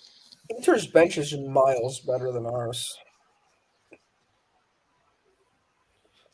Oh, guys, don't worry. Here he comes. Have no fear. CDK fear. You guys are ahead of me by a couple of minutes, but I know exactly what you're referring to. That's what makes it more CDK is funny. coming in, guys. CDK. Hopefully, he comes in as a false 9. Please don't put him as a. Did you see him getting instructions from Pioli, and he was nodding his head, yes, yes, yes. He didn't know a single fucking thing coming out of Pioli's mouth. Yeah, he doesn't know what he doesn't know how to speak Italian yet. Unless Pioli was speaking a little bit of English. But guys, don't worry. We have Divock as the translator. Divock is going to save us today. I'm pretty sure about that. Guys, CDK looks so lightweight, guys. Like he really looks like someone that got bullied at school. At this point, bring in Camarda. Here we go. The tandem trio: CDK, Kalulu, and Origi coming in. It's over. Inter is shit. Here we go, guys. Yo, you know the meme with the dragons, and there's 3 heads, and one of them's like dirt. Yeah. 2 of them are like dirt, and then there's Kalulu. Like Kalulu's the only one in those trio that's a real player.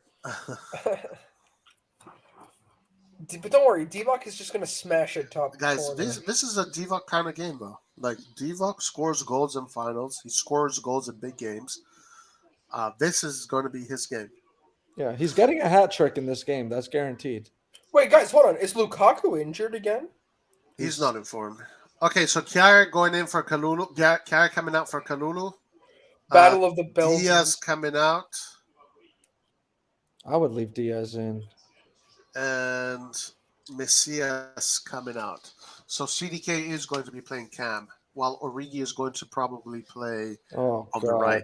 Oh, Messias takes his shirt off. He's disgusted. Oh my God. It's going to be 3-0 now with that change, to be honest. That's a bad tactical switch. CDK at Cam and Origi, who doesn't know what the fuck's going on. Like, Origi makes one good run and then disappears, and then makes a half good run and then disappears. Like, and then he has CDK behind him who can't make a decision. The guy can't even decide what to have for breakfast. Like, we should have had Salamakers today in this game. I think Salamakers is the keystone of everything that is good. I'm laughing because it's true. Salamakers is the one, guys. Oh my God. He is Neo. Salamakers is Neo. Stop, man. He is the one that holds everything together. Guys, have you ever noticed, like, De Ketelaere just makes the dumbest possible fouls? Yeah, he presses. Well, Roy was saying it earlier. His press is really bad. He does not know how to press. Yeah, he does. He's not a good presser. He's not a good presser. Mm-hmm. Oh my God. Oh, okay. This is what I was saying earlier in a previous stream. Like, we do not use the dark art. Like, we look so guilty all the time. Calls never go our way because we don't know how to act. Like, there's a behavioral psychology in football that has nothing to do with the way that you play, and we suck at it. Like, we need like a sports psychologist to come in and talk to the players. We don't know how to get away with anything. The dark arts. It used to be like a technical aspect of the game. Guys, what? I love how Origi tries to, like. Hold on. CDK coming forward. CDK spreads the ball to Leao. Leao sets what is us up. The point of that? Central shot. Central shot. But CDK did set up Leao there. Giroud finding CDK. A lot of offensive options for Milan right now. CDK, Giroud, Leao, and Origi. Let's see how this goes. Roy comes off as a dark arts sort of guy. I mean, I've always been for the dark arts. I even with the kids, I tell them, try and get Yeah. yourself a You would tell him penalty. to put 2-foot tackles in. Exactly. I never told him to hurt anybody, but I did tell him to be smart, and Hmm. like it's part of the game. It's part of the game. I told my teams, Roy, on every single throw in, go and grab the ball and throw it in. And no matter who it came off of, go and grab the ball and throw it in. If they call it back, fine. If they don't, great. We keep possession of the ball. And I swear to God, they never call it back. That's clever. That's clever. I'll do that. That Origi two that probably today. works for Origi two. 5-year-olds. But What's that?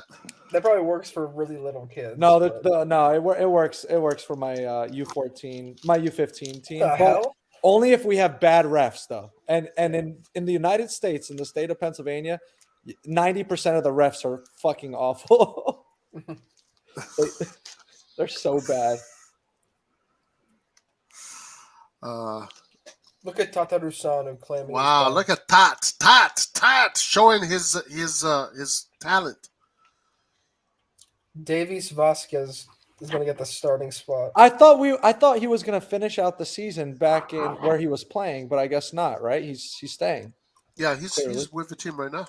Okay, someone posted that he's flying back to deal with bureaucratic issues and he might stay on loan. I was like, what? Oh no, yeah, he had to go back for some reason, but it was just like a few days. God, we need to integrate him fast. Just someone with energy and confidence. That's all you need. Buffon. Yeah, Buffon would be great. Honestly, I would take Buffon. He still has it. I'll take I mean, anything. I was watching his highlights from this season. Like Buffon is still playing at a high level. He's still doing some crazy saves, but most of all, it's just the way he commands the box and the defenders. As long as you bench him against Juventus, then sure. Guys, opportunity. Milan coming forward. Oh, dribbling. I think What the CDK hell just is needs to going score on? one goal. I think Origi passed this ball. What the hell is he doing? Calabria with a cross in the middle. Why is he crossing it to freaking no one when we have 3 runners going in the middle? Barella. Throw in for AC Milan in a decent position. Maximilian Guerin says, I think CDK just needs to score one goal and then it will go forward. It would be great if CDK and Origi can score today. So at least we can get these 2 players up and running. Look at Origi trying to dribble like 3 players. Benacer to Origi. No. No can do. Which player from Inter would you get and bring to Milan? Well, man, Barella, and I would play guess a 4-3-3, and I would get Barella. that would be a damn good midfield. That's right. But for this season, probably Onana, just so that we have someone. I would take Handanovic. Okay, guys, good news. Gagliardini is coming in for Barella, and Right. Correa is coming in for Zeko. So Inter What now if is Inzaghi losing quality. subs ruin him again? Inter's losing quality right now, guys. So Okay, could be good maybe. news for us. Let's pull a Roma. Let's pull a Roma on them. Come on. That's right. We can. Skriniar, says Raul. He will get Skriniar. Yeah, that would probably be my second choice. Yeah.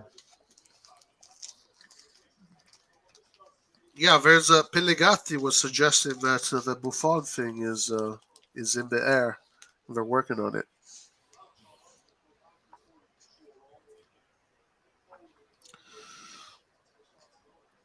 Recall Jungdahl from his loan. Right, he went up. He went to Belgium, I think.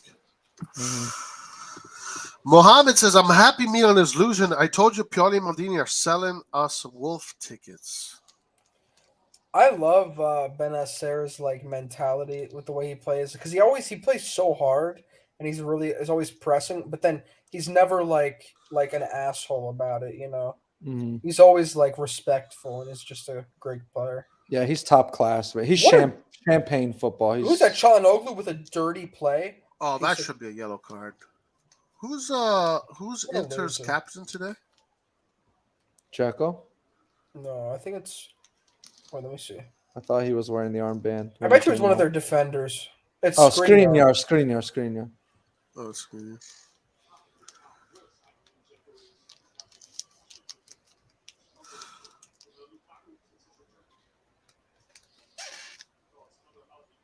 Now the ball. Tonali. Milan just going all the way back. Playing with one defender in the back. Everybody's up. Only one defender in the back. You're able to do that when you have Kalulu. What is and Origi? Tomori. Origi's just trying to dribble. Like,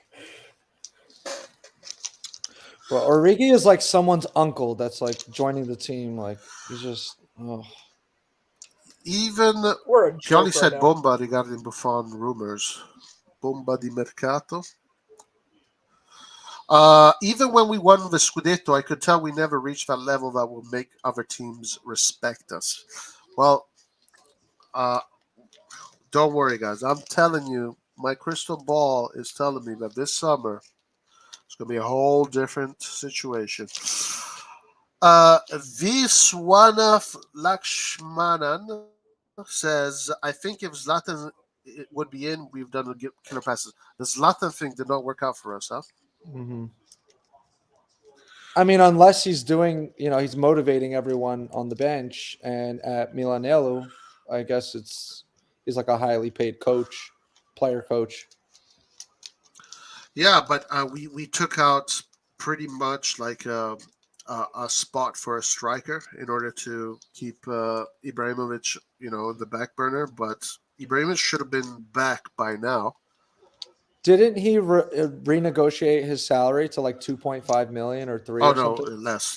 less. Yeah, Yeah. so exactly. He's not taking up a spot. We would have never invested real money in the spot if he didn't renew. Oh, but I mean, who are our 3 strikers then? We have It's Giroud, Origi, and then and Lazetic. Rebic. Well, yeah, Lazetic. Well, Rebic is considered the second to Leao. Mm. If Ibra was out, we would have gotten another striker, probably a much better striker, and probably that's what they're going to do next season because Ibra's going to be going out, so they need to get another big striker. Lukaku is warming up. Lukaku about to come in. Origi attempting bicycles in his own half. Oh my God. Jorginho from Chelsea is free this summer, and he's Italian. Jorginho, there's many players free this summer. That could join the team. Where your crystal ball is sponsored by Inter. Guys, promising. I'm calling it, guys. I'm calling it right now. Stop it. And clip this moment. Don't clip it. Next season, we're winning either the Champions League or the Scudetto. We're not winning both. It's one of the two.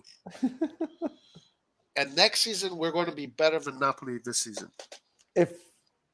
Oh, wow. Roy, if our summer transfer campaign is the same or maybe slightly better as last summer, we're not winning shit. Like nothing. Not even Coppa Italia. No, but it won't be. It won't be the same as last summer. Oh, God. It won't be. And I told you why. Because Maldini won't have that stress that he had this summer. With the club being sold and him signing his contract, he won't have all those hurdles that he has to, jump over. He wasn't able to start. Yeah, he wasn't able to start working until like a month into the window, right? So he was late. Right, he was late, and also the club wasn't really behind him so much because the club was more focused on selling. Yeah. So, okay, guys, did you see the tactical switch? By the way, I mean now that Kjaer's out of the field, obviously you can do this, but Tomori's marking Lautaro now. He's man marking it, and he's beating him every single time. If you had Tomori marking Lautaro in the first half, those 1-2s and those through balls don't happen.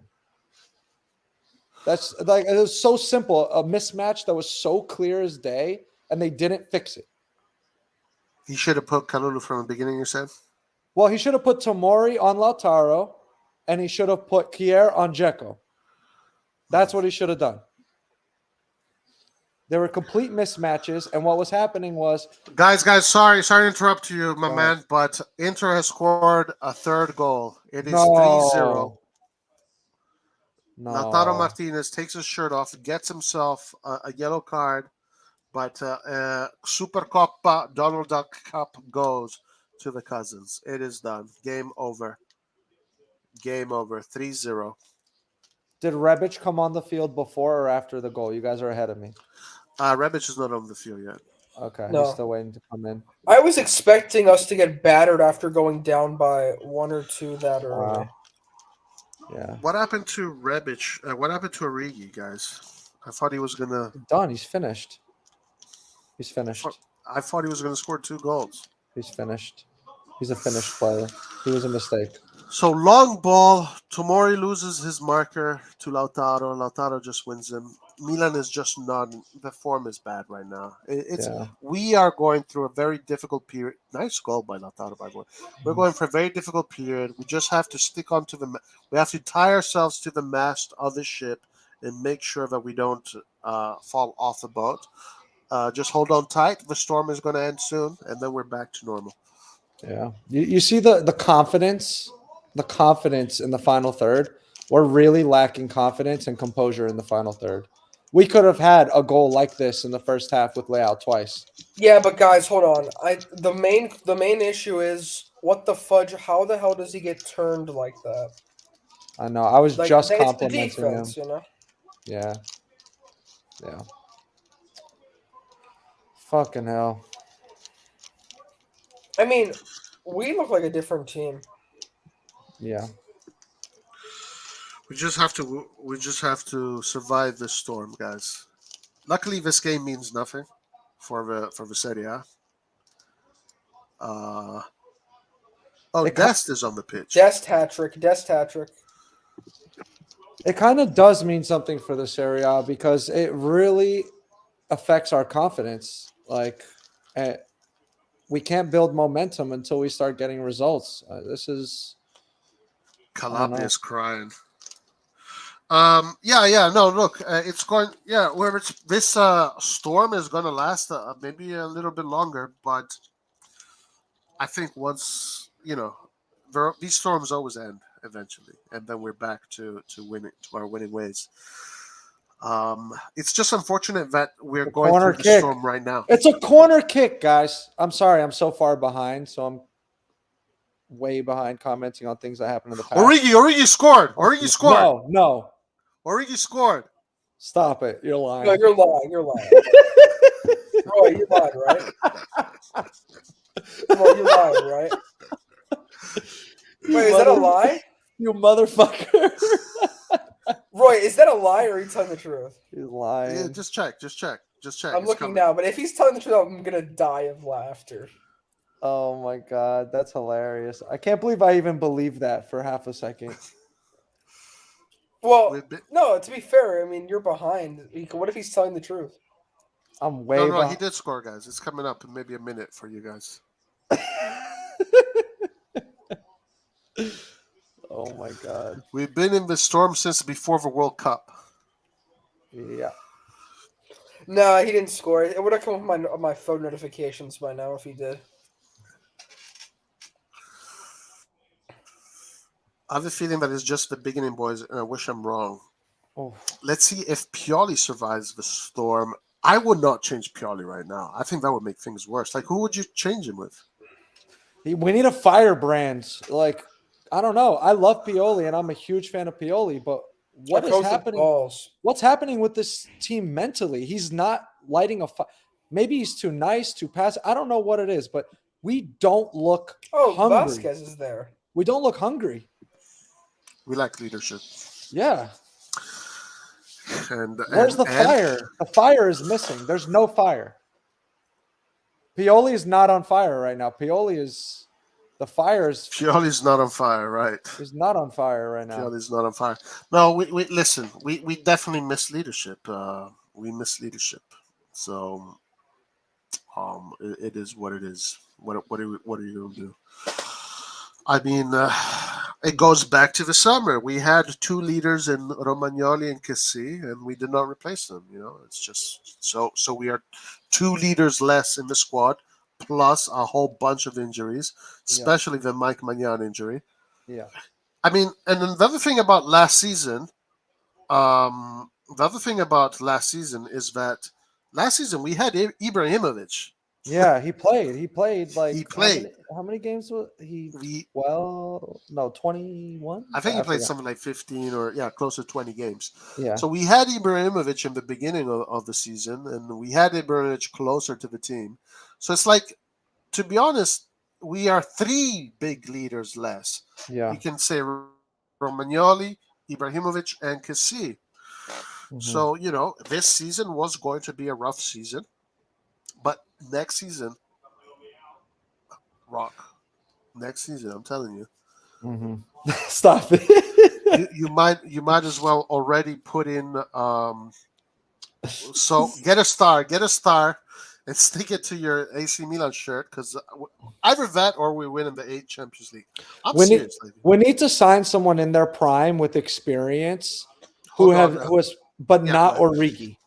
Like someone in their prime with experience who was a starter for their team, not someone who was third or fourth choice off the bench. What? Hey, don't talk crap about Origi. How dare you? I've been like zoning in on him just to watch his movements for the last like 4 minutes. I swear to God, he has not made one run that was smart or made any sense at all. And I'm sorry to say this, but the same goes for CDK. Both of them are making runs that make no sense. Like they're making runs behind two defenders or in line with a defender when they're nowhere near the ball. They're not checking into space. They're not running into space. It's just, what are they doing? Craziness, man. They look like they have no idea what they're supposed to do. They look really lost, both of them.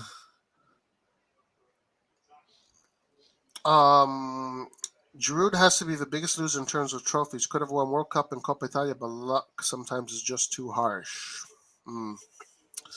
We're like Chelsea in the EPL right now. Actually, Chelsea's even worse. Mm-hmm. So at least we have that. Vasil, check your WhatsApp.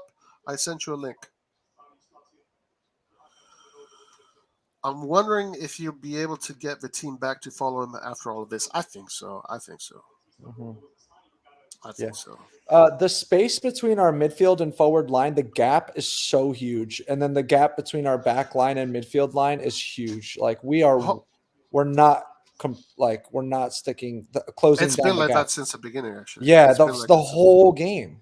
It's been like that since the. That's not how we play. So and this is why happening? I think right now, if Pioli wants to weather the storm, he needs to sacrifice the attacking midfielder position and add a defensive midfielder. Add a play Pobega. 4-3-3. Just play 4-3-3. Just play 4-3-3.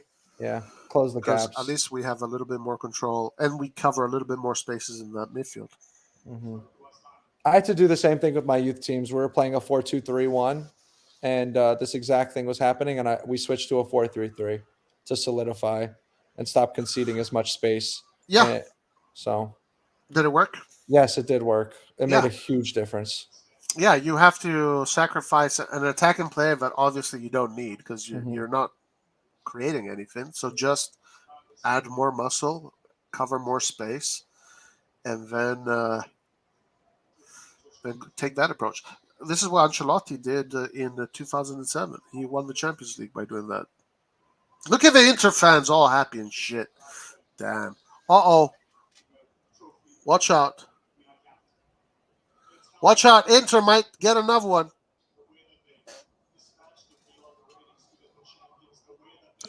Do we get a silver medal? I don't know, dude.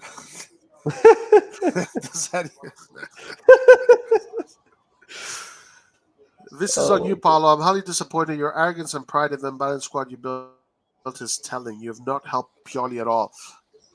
But come on, no. So let's also be realistic about the situation this summer. Oh my God. The situation this summer was not in his favor. You think we need a retiro? Am I saying that right? Retiro?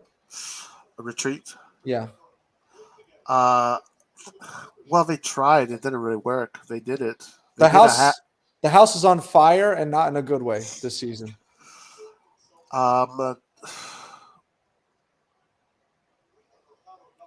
This is yeah. unacceptable, Roy. This is I unacceptable. don't know if it works. I don't know if any tiers work. I don't know if it works. We're gonna have to think outside the box because whatever we're doing currently is obviously not working. Look at Lukaku. He's pissed off. He's not playing. You can tell.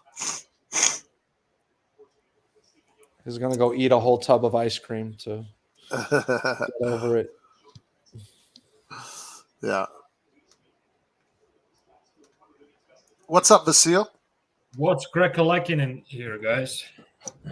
What's up, dude? Good stuff. There's good stuff happening in the world of football. Yeah, right I now. came home early from work on purpose, man, for second half, and I saw the third goal. I turned off my TV. I said, enough is enough, man.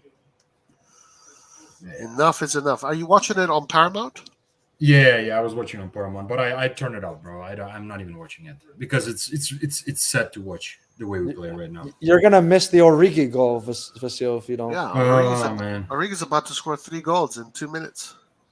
I will survive that somehow, man. Like, honestly, guys, I'm like being that serious right now. I'm actually worrying that for us to make even top 4 this season, man. I don't know about that. Yeah. I mean, if we okay, I should a little adjustment to my statement. If we continue playing like this, man, there's no way we're making top 4. They need to shake up things, man. They need to bring Zlatan and start punching some people, man. Yeah. You know, abusing the way they are, because people remember how there was this match where he was like pulling what's his name, salad maker's hair, and what's his name, that little young Serbian kid. And people Lazic, they were like, oh my god, he's such a bully. Oh my god. I was like, you're such a fucking wuss, man. Like, this generation, this millennials motherfuckers, man, like they don't fucking understand shit, man. Like, sometimes you need to show rough love, man. And there's nothing wrong with that, man. Yeah. I don't know. I grew up in different times, and I'm from different probably countries. So like when I was growing up, man, I had coach throwing chairs at us, man. Like, and nobody cried about that shit, man. You know, at PSG, they told us that today we cannot, like, quote unquote, punish the kids anymore. So before, let's say if kids were being undisciplined, you'd have them do like laps or suicides. But the new PSG curriculum is like, don't punish them. Just let them be who they are and deal with it in a different way. You know, bro, like, the world is getting softer this year. You know, my problem is what's next, man? What's next, man? What's next? You cannot say certain things. You cannot do certain things. It's like, where are we heading with this, man? Because this generation, like really young one, let's say, that are like up to 20 years, the ones that are like 15 to 20, man, they, compared to our generations, I looked at them and they're fucking like, I'm actually afraid of the future, man. If they're so soft and sensitive and touchy about shit, man, it's ridiculous, man. It is what it is, man. Yeah. I mean, 6 at minutes least of stoppage time. I feel like at least like these younger generation, I don't think that they abuse like substances and like do tons of drugs and drink a lot like the previous generation. That's how they dealt with the mental hurdles. And this young generation, like, they deal with the mental like hurdles differently. But I don't know. You're right. I mean, you know, like, I understand what you're saying exactly, man. Trust me, I get it. Like, and I understand different time, different measures, man. But at the same time, man, that's what made you know, those past generation great, because they were tough, man. Look at the World War II generation. Those motherfuckers were not scared of anything. They were not depressed. There was not millions of people sitting on antidepressants, man. Like, this country is a pill nation, man. I'm sorry to say that, man, but it's ridiculous, man. Little problem. Oh my god, I'm depressed. That's I'm true. I mean, impressed. look at Chananoglu. Ibra told him, "I don't fucking understand you" one time, and the guy fucking imploded. Yeah, because he's a wussy, man. I mean, don't get me started on that little bitch, man. Oh, Oh. crossbar from AC Milan. AC Milan hits a crossbar. Oh wow! Oh. Do we get? Origi scores. Yeah, yeah, yeah. Oh shit, man. Goal You from know, Origi. it's not even that we lost; it's how we lost. Because I watched 20 minutes of it, and if we played the whole game like that, this is ridiculous, man. Ridiculous. Here's a comment from Alex: "Leave them all in Saudi Arabia. Look He's for a probably new right, owner. man. Look for a new owner while you guys are there, maybe." We're gonna beat Lazio, guys. We're gonna beat Lazio, and we're gonna get back in it. The storm ends tonight. This is the last stage of the storm. Hey, you know what? Rebic on the right wing. I don't know. He looks better than Macias on the right wing. Is Rebic playing right? Oh, Rebic is playing. Wow. Yeah, he's on the right, and he's completed his passes. He won a header, and now he just crossed it into a dangerous area off the crossbar. That's more than what Macias did in 70 minutes. You know, what I like about Rebic, man, is his fighting spirit, man. He fights to the end, no matter what, man. You know, like, and some of them, even I love Leao to death, man. But Jesus fucking Christ, man, walking pace, man. I mean, and you won 8 million, man. I mean, they're gonna eat you alive in other leagues, man. Nobody's gonna allow you to just walk around like nothing happened, you know. And that's what I'm saying. Like his work ethics needs to improve big time, man. Maybe he only wants to work hard for the larger stages, but I just don't understand how playing for Milan in the San Siro and playing for Milan in the Champions League, like how much larger of a stage do you want at your age and at this stage in your career? Like, Hell yeah, man. He's known around the world. People love him. I mean, it's a huge club. It's one of the biggest clubs in the universe, man. you see all the little kids with Leao jerseys, like pre-match at the San Siro. Like, what more do you want? Like, how much more motivation do you need to show that fire? Exactly, man. He's our Kaká. He's our Cheval right now. So he needs to understand it. But I don't think he really understands that he's huge. He has huge influence, man. Yeah. And you got to show it on a field too. Like, he's super talented, but there's a saying: hard work beats talent, man. At the end of the day, so if he doesn't continue working hard, man, that talent is gonna vanish, man. Because if he ends up, and let's say he goes to a couple years, if we renew him, he goes to England, man. Over there, they're not there. It's a rough football, man. Like, it's a rough football. It's very physical, and you have to work really hard. So Leao would not do well in the Premier League. Like the right backs and left backs in the Premier League also have pace. Hell yeah, man! Especially top teams, they all have pace, man. And they're physical. Look at Inter celebrating. Oh my God! Look at Inzaghi. Wow. It's okay. Let him celebrate one trophy, man. That's fine, man.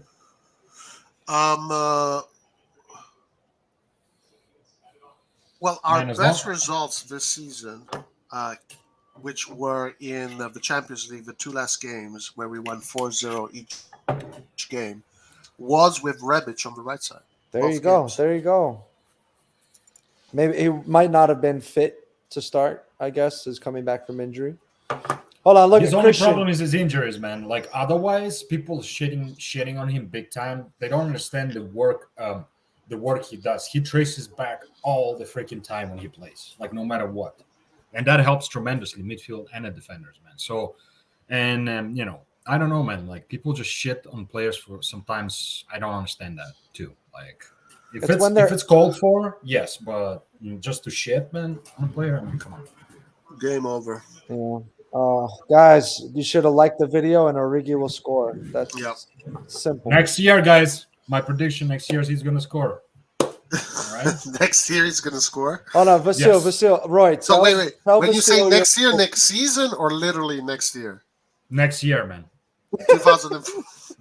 2024, bro.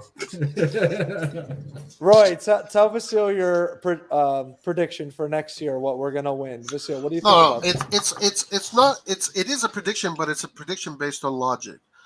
This summer, I'm saying this. record this, what I'm saying.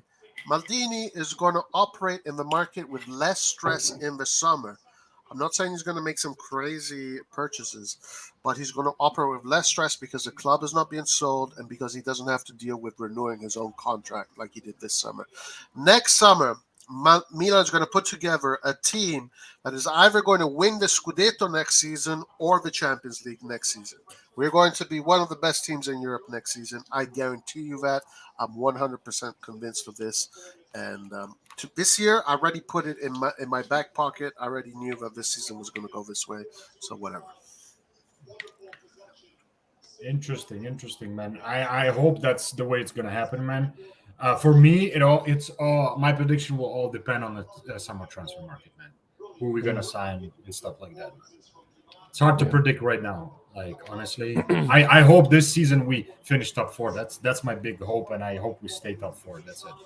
Yeah, our finances are healthy, so I'm waiting to see what the consequences are going to be for other teams for their financial woes. Like Inter and their financial instability, maybe in the summer they get fucked. Juve, maybe they get fucked by the whole new Calciopoli. Barca, maybe they ran out of levers and they finally get in trouble. Maybe some of those top teams that would compete with us for that Champions League title or in Serie A for the Scudetto, some of them might get fucked this summer. But if they don't, it's going to be very difficult, I think. I mean, we have to start making some reasonable. I'm not saying outrageous signing, but reasonable, man. People with quality, they can fit in a team that don't need like a year or two to develop. Like we need to have a couple players like that on a team. Otherwise, what the hell, man? Like it's not gonna work, man. You need players in their prime. You need 26, 27 years old. They've been playing in the Champions League. They want to come. They're first off the bench for a top team, or maybe they're even a starter for a higher mid-level team. You need players. And the thing is, like, if you look at our squad, and even in winter this transfer market, Maldini already said, yeah, no more, we're done. And we definitely need additions. So I understand it's not going to happen in winter. So that's why I'm really hoping that summer we're going to make some smart moves and like not just a promising young talent. I'm okay signing some of those, but let's bring a couple of like established players, man. Yeah. Wow. Look at the ratings for the players on the screen. Wow. Yeah, and another thing is that there's going to be a lot of free agents this summer. You saw I don't know if you saw it on the WhatsApp chat, Vasil, but Eastbourne put up a list of all the free agents this summer. It's a ton of them, and they're all really good. Let me go through them. I'll tell you the names. Oh, I'm hearing Marco, man. Can you look? Turn down a little bit? Yeah. I love the guy, but man, he's too loud, man. Let me tell you the names, guys. What's DiMarco singing? Que no sotto rossonero, hey. That's what he grabbed the thing. No. Marco from Italian football channel. IFTV. All right, guys. So check it out. These are the top. These are the most valuable players expiring contract summer 2023. Lionel Messi, Karim Benzema, Milan Skriniar, Wilfried Zaha, Memphis Depay, Yuri Tillemans, Roberto Firmino, Evan Ndika, Marcus Thuram, Marcos Asensio. Okay, and the list goes on. Let me go to the next list. Players above 30 with an expiring contract in summer 2023. Jorginho, Ilkan Gundogan, N'Golo Kante, Toni Kroos, David De Gea, Angel Di Maria, Stefan De Vrij, Marcos Reyes, Luka Modric, Thiago Silva. Players under 30 with an expiring contract. Marco Asensio, Kamada, Dembele, Andrea Bellotti, Rabiot, Rafael Guerreiro, I do not know how to pronounce this name. This is a Turkish name. Kaglar Soyuncu. Yusufa Mukwoko, Alejandro Grimaldo, and Thomas Lemar.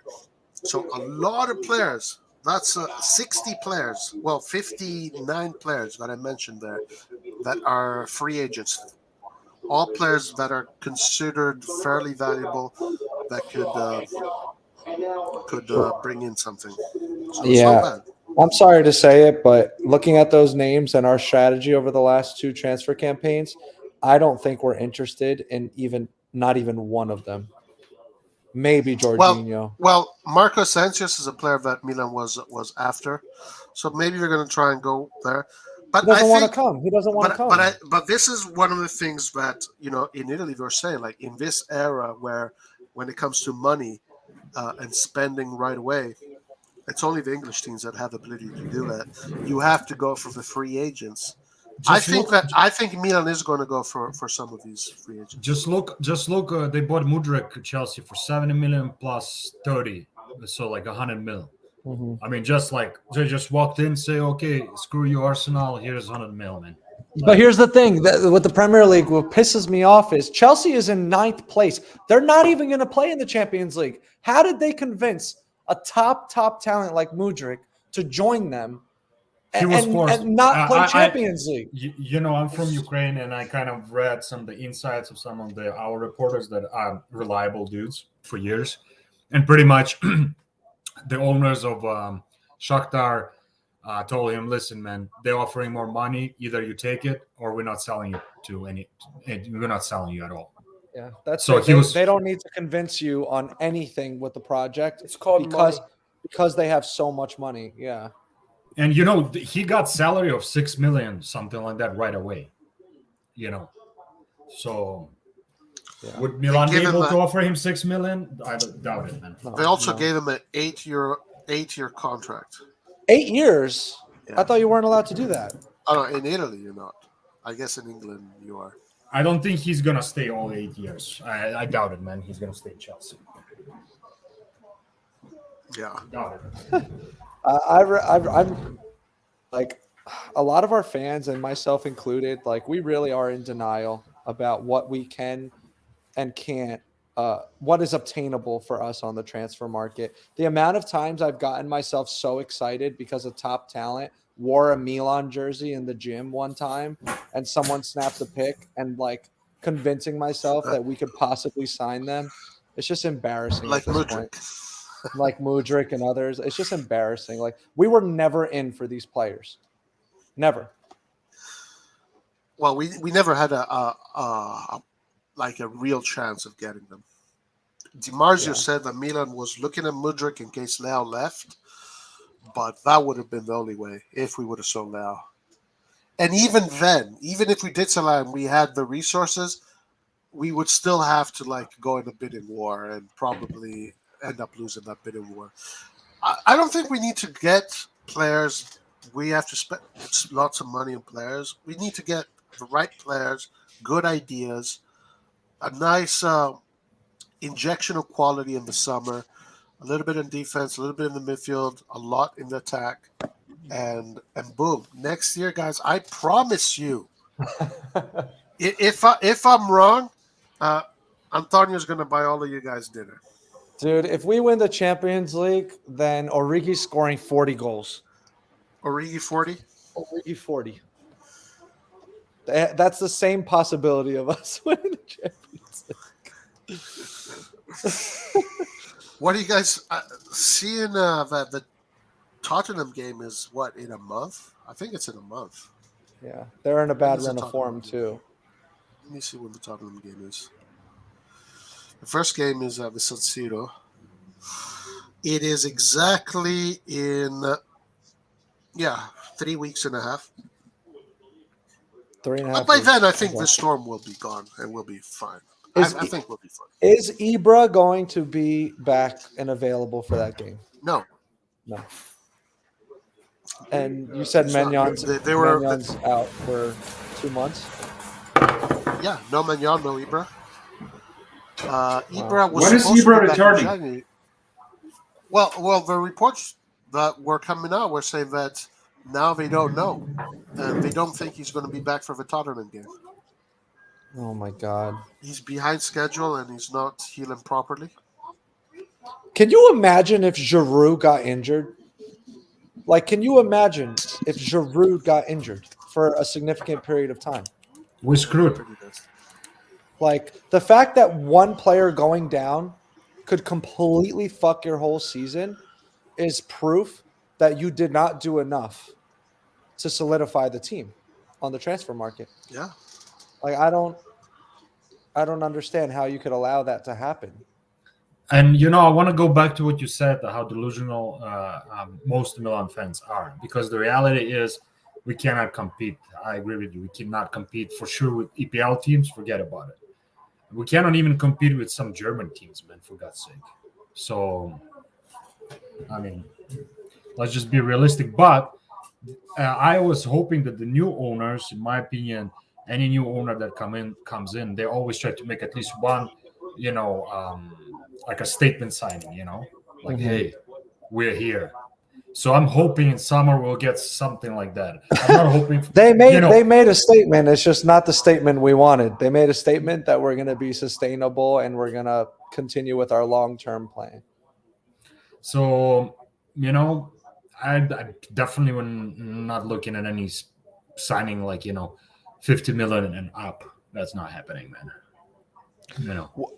We are at risk, to be honest. I don't want to be doom and gloom, but we truly are at this point at risk of not finishing top 4 if we do nothing in the January transfer window.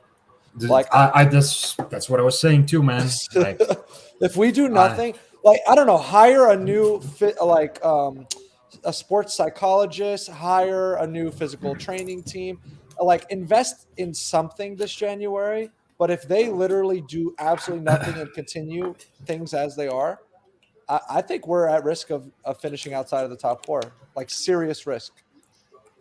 Honestly, my gut feeling right now, just based on the last 3-4 games that we played, if this is the tendency we're going in, and honestly, I haven't seen improvement. It's been actually going more downhill than improving. Yeah, it's getting worse. If this continues, hey guys, read the private chat for a second. Yeah. Okay. Go ahead, Vasu.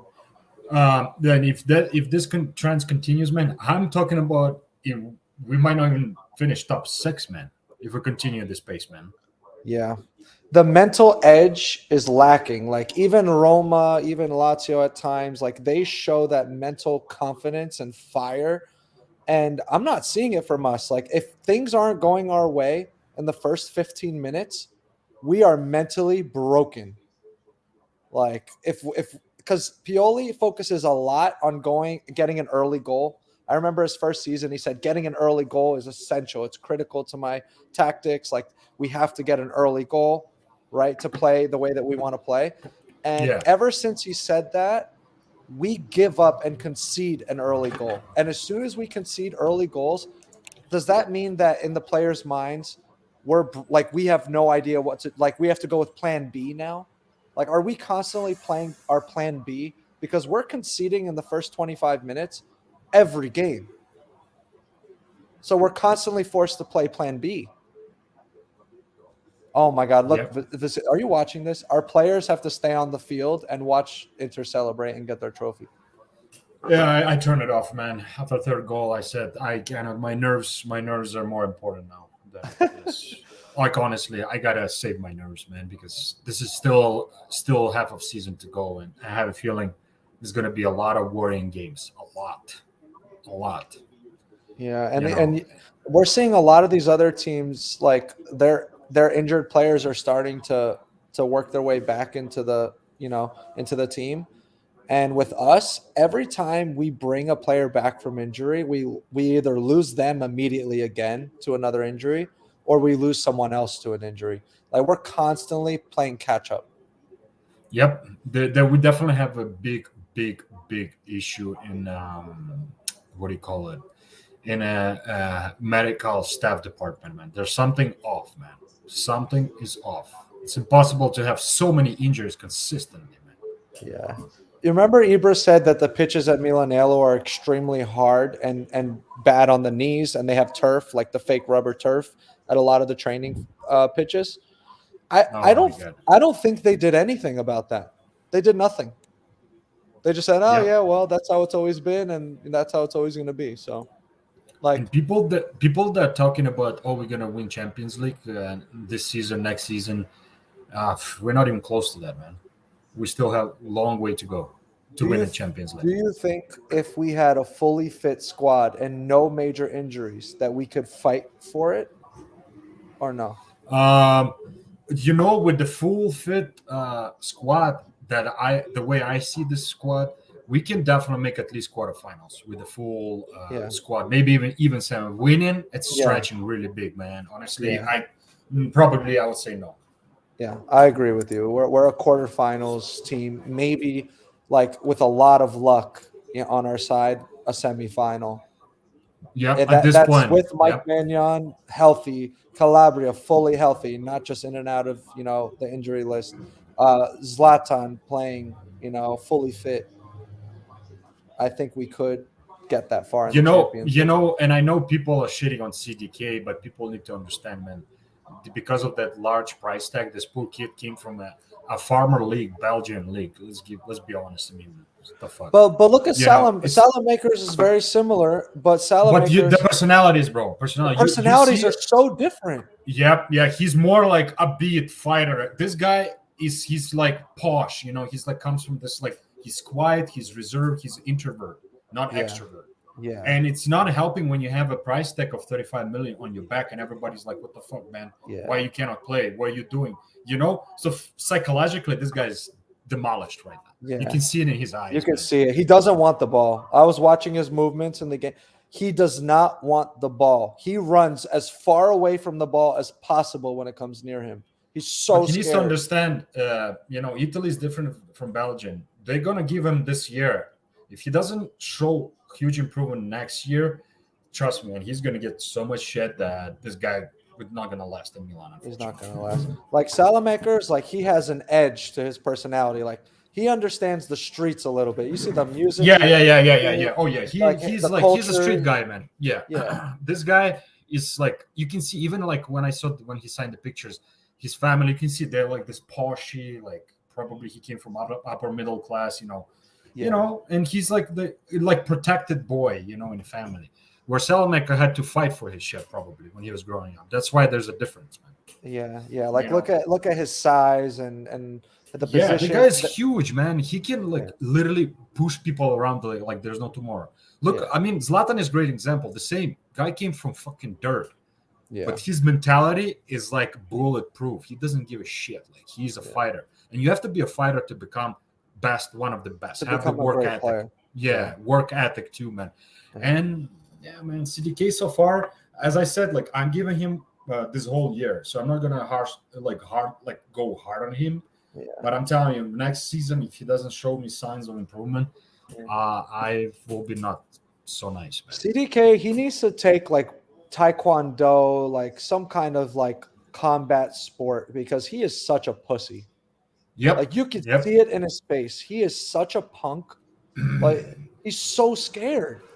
Like you wouldn't even have to hit him. You will just raise your hand and he will fucking fall, man. Yeah, I really think like Zlatan needs to like choke him and like say like he needs to do this. He needs to do the same thing he was doing to Salamaker, man, when they caught him on camera, like just playing with his hair, pulling his hair like motherfucker, man. But not for like 2 seconds jokingly. Like I want him to choke CDK out until he passes out. And then I want them to wake him up with a bucket of ice water and say like and then when he realizes what happened, say, if you don't fucking step up your game and stop being such a pussy, this is gonna happen again. It's gonna be twice as bad. Bro, like they need to do that to him. You know all those millennials that are gonna listen, those like, oh my god, you guys are so violent. Oh my god, no way. What are you guys doing? Oh Jesus. I can already foresee this shit, man. In some of the comments. It's like, bro, snap out of it, man. It's a real world, man. And if you're a Milan fan and you want CDK to succeed and you want him to become the player that you think he can become and fulfill his potential, you should support exactly what we're saying. Because until that tough happens, love, man. Until this kid gets some tough love, he is not gonna amount to anything. Yeah. No, listen, man. I like honestly think he needs like some like shaking up, like a major shaking up, like because he just lived in his comfort level for too long, man, and now he's out of his comfort zone.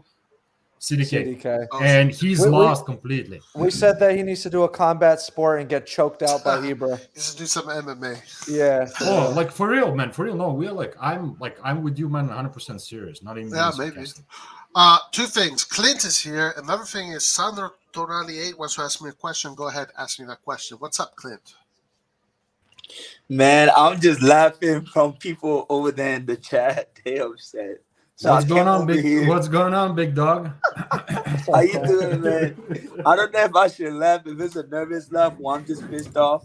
I don't even know. I turned off the game after the third goal. I know it wasn't much, but it was just, This- But Man, I left work early to watch second half. I came in, watched first 20 minutes. They scored third goal. I said, and that's okay, what I that's kept enough. saying, right? Because I'm working at home, and I'm like, the one that pisses you off, I can't get my time of work back to watching these fucks and look at this embarrassment. But that goes back to I've been consistent what I've been saying since the friendlies. And I remember when I brought that up, they're like, oh, it's just friendlies.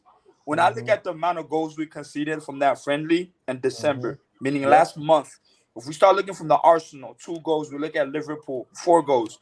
We look at PSV, 3 goals, right? On that long run span, including the league and all that, the only game that we won is that Salernitana game 2-1, right?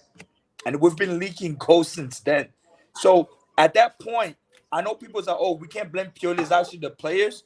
But right now, as we're speaking, I'm blaming the coach because there's been consistency and the mistake or the patterns of the ways we've been leaking. So that I just feel is something that needs to be addressed automatically. Like, okay, this game, we're not even trying to win. Like we did last year. If you guys remember last year, at the end of the season, we're getting a lot of goals. We even stopped going forward because we wanted to fix that mistake. Like, okay, let's just play fucking defense, right? Let's stop leaking and we build from there, which I feel was a good approach. And then we went on our string, right? Which I feel like we should have done that. And you can just see that. And that's the number one option. Now, the second thing, what I mentioned today, earlier in the chat, was that it can also be due to either Pioli lost the locker room. It has to be something mentally going on through all these players because this doesn't make any sense at all to me. Or I can be wrong. I mean, I agree with you, man. Like, there's definitely there were signs already at the end of last year or something. It was like fishy, but then like this beginning of this year, I mean, we are not showing any fighting spirit. And the other thing I have to point, man, Tabari so far this season, not good. To me personally, he's not playing good football, man. And I'm hoping that Kyer gets back in his physical shape, and because he was rock solid. I know people are like, he's too slow, but his positioning, man, is second to none, man. So like even that, you remember that save when Lautaro Martinez almost went 1-on-1 in this game, and he just bam, took the ball away from him right in front of the goal, man. So I mean, something needs to change. You gotta change some things. You gotta change formation.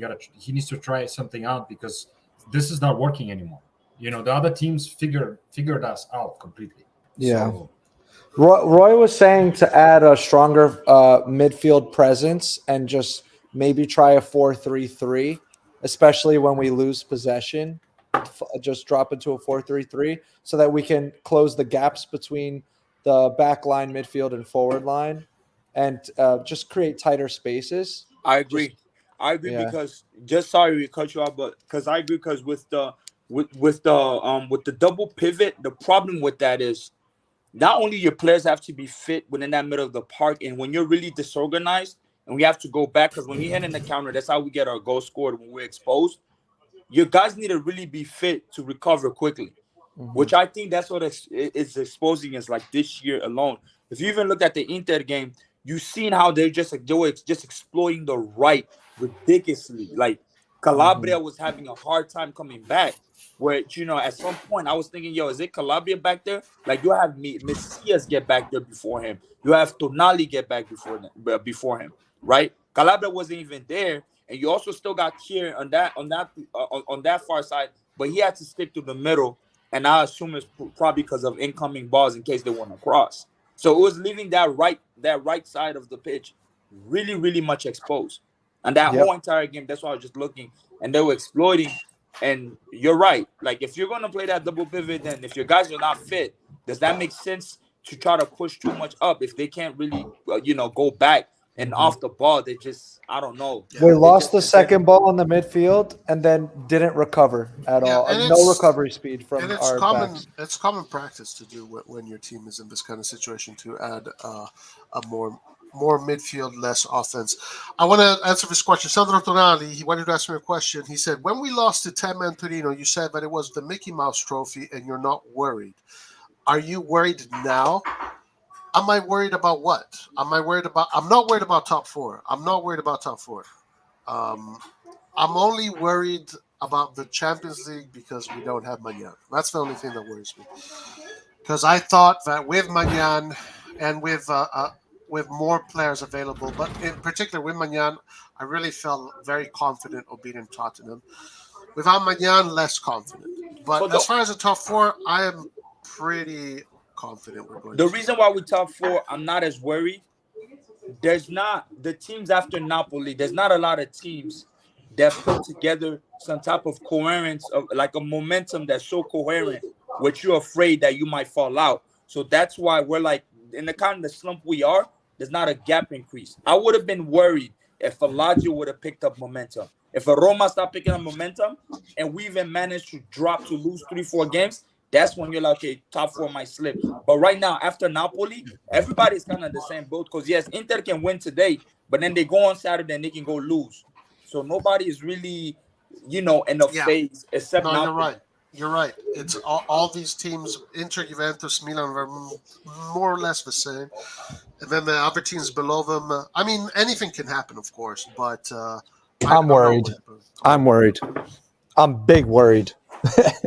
I'm big worried. And the way that we lost, the way that we dropped points, and just the way that we played is what's worrying most to me.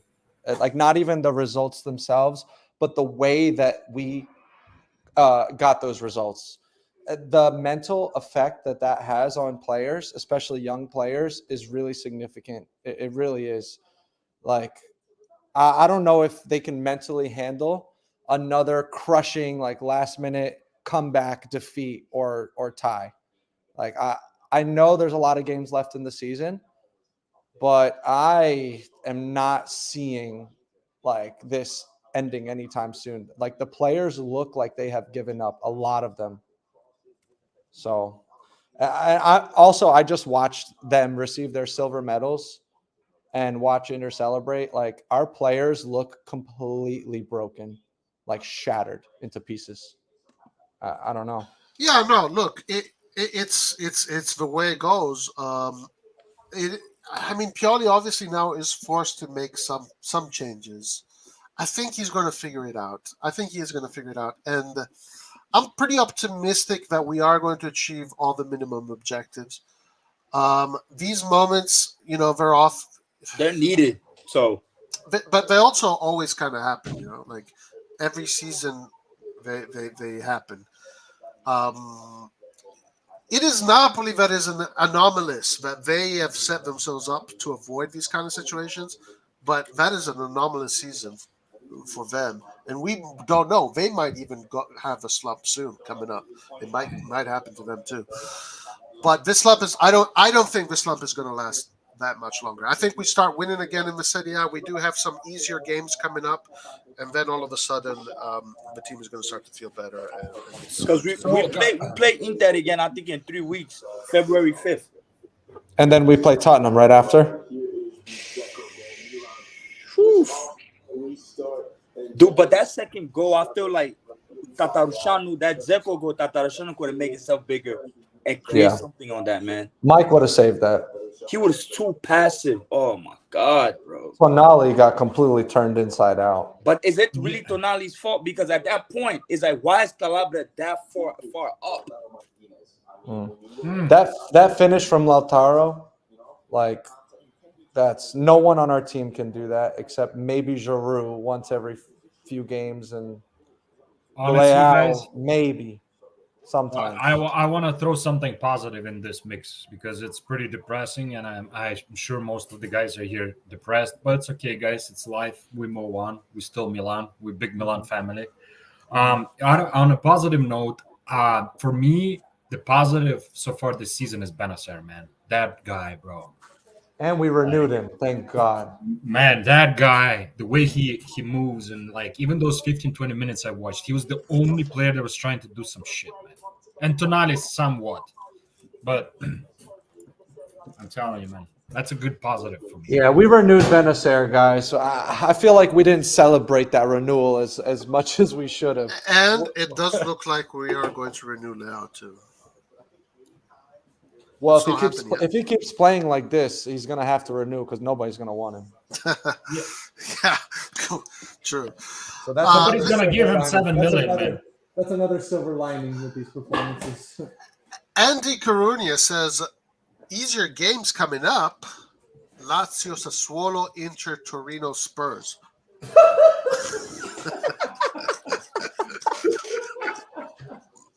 Pretty easy, guys. Pretty easy. Piece of cake, man. Jesus Christ. Yep. Jesus Christ. But okay, on a serious note, guys. So how many games we have? 1, 2, 3, 4, 5. How many of those games we can lose? We can All afford to five. lose. We're gonna lose all 5. No, I'm kidding. I mean, I hope not, man. I hope not. No. We're gonna beat Sassuolo. We're gonna beat Lazio. And those are the only 2 games that I feel confident winning. Torino this time is going to be at the San Siro, I think, because we played them. We need revenge. We need Dude, revenge. they beat us twice already in a year. That's ridiculous. Oh my God. We need Yeah, revenge. so a victory. But is that still better. Juric guy, man, I want He's him good. in Milan, bro. He's Bro, good. I hate Juric, man. Juric fucking A. I want Oh, him in Milan, But bro. I want to be. But here, like, I mean, with Milan's situation right now, right, with the injuries and this poor market, like, is there another coach that could do better? Like, seriously, like, do you think so? No. No, I'm saying no. it's all the season depends. If he doesn't do well, Pioli, he's gone in summer for sure. I think if he doesn't finish in the top 4, he's gone. Yeah. Yeah, Because he the for only sure is thing, gone. right? We gotta look. Okay, we explore capability in terms of coach. If you move out from Pioli, you want to go the next level of Pioli, like just literally the next step above him, is a coach that requires funds. That's just the bottom line. Yeah, Right? exactly. Unless you are able to get, let's say, like what's his name, Amorim from fucking Sporting, right? But even him, like, because he's a fucking great coach, attacking coach, right? One of these Portuguese coaches, right?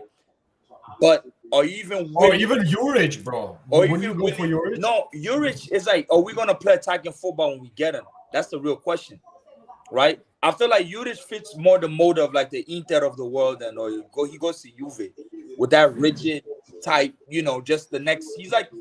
I feel like Juric is more from that Conte, like like people with grinta. You need a Conte level coach, guys. I don't know. All these names these are all mid-level. Like, we need a Conte Who is level. available though? But Who that's is what I'm available, saying. though? Like realistically, but hear me out. That's why I say to be able to get the next guy, it's going to be somebody that requires, because you move from a Pioli, the step above him, you're dipping now in the upperclassmen guys, right? Now, if you want to get somebody along his lines, I always felt like it's a Portuguese coach. Portuguese coach meaning the Sporting guy, you can go and get him, or you could have got, let's say, Gautier if Gautier was available, but PSG got a hold of him now, right?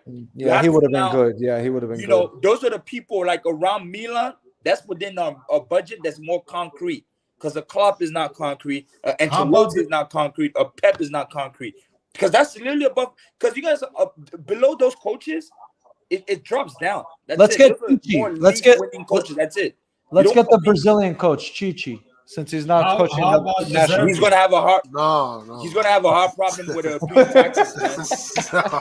No, he's gonna have a hard problem. How about the Zerbi guys? It's going to put 9 strikers on the pitch. The Zerbi would have made sense.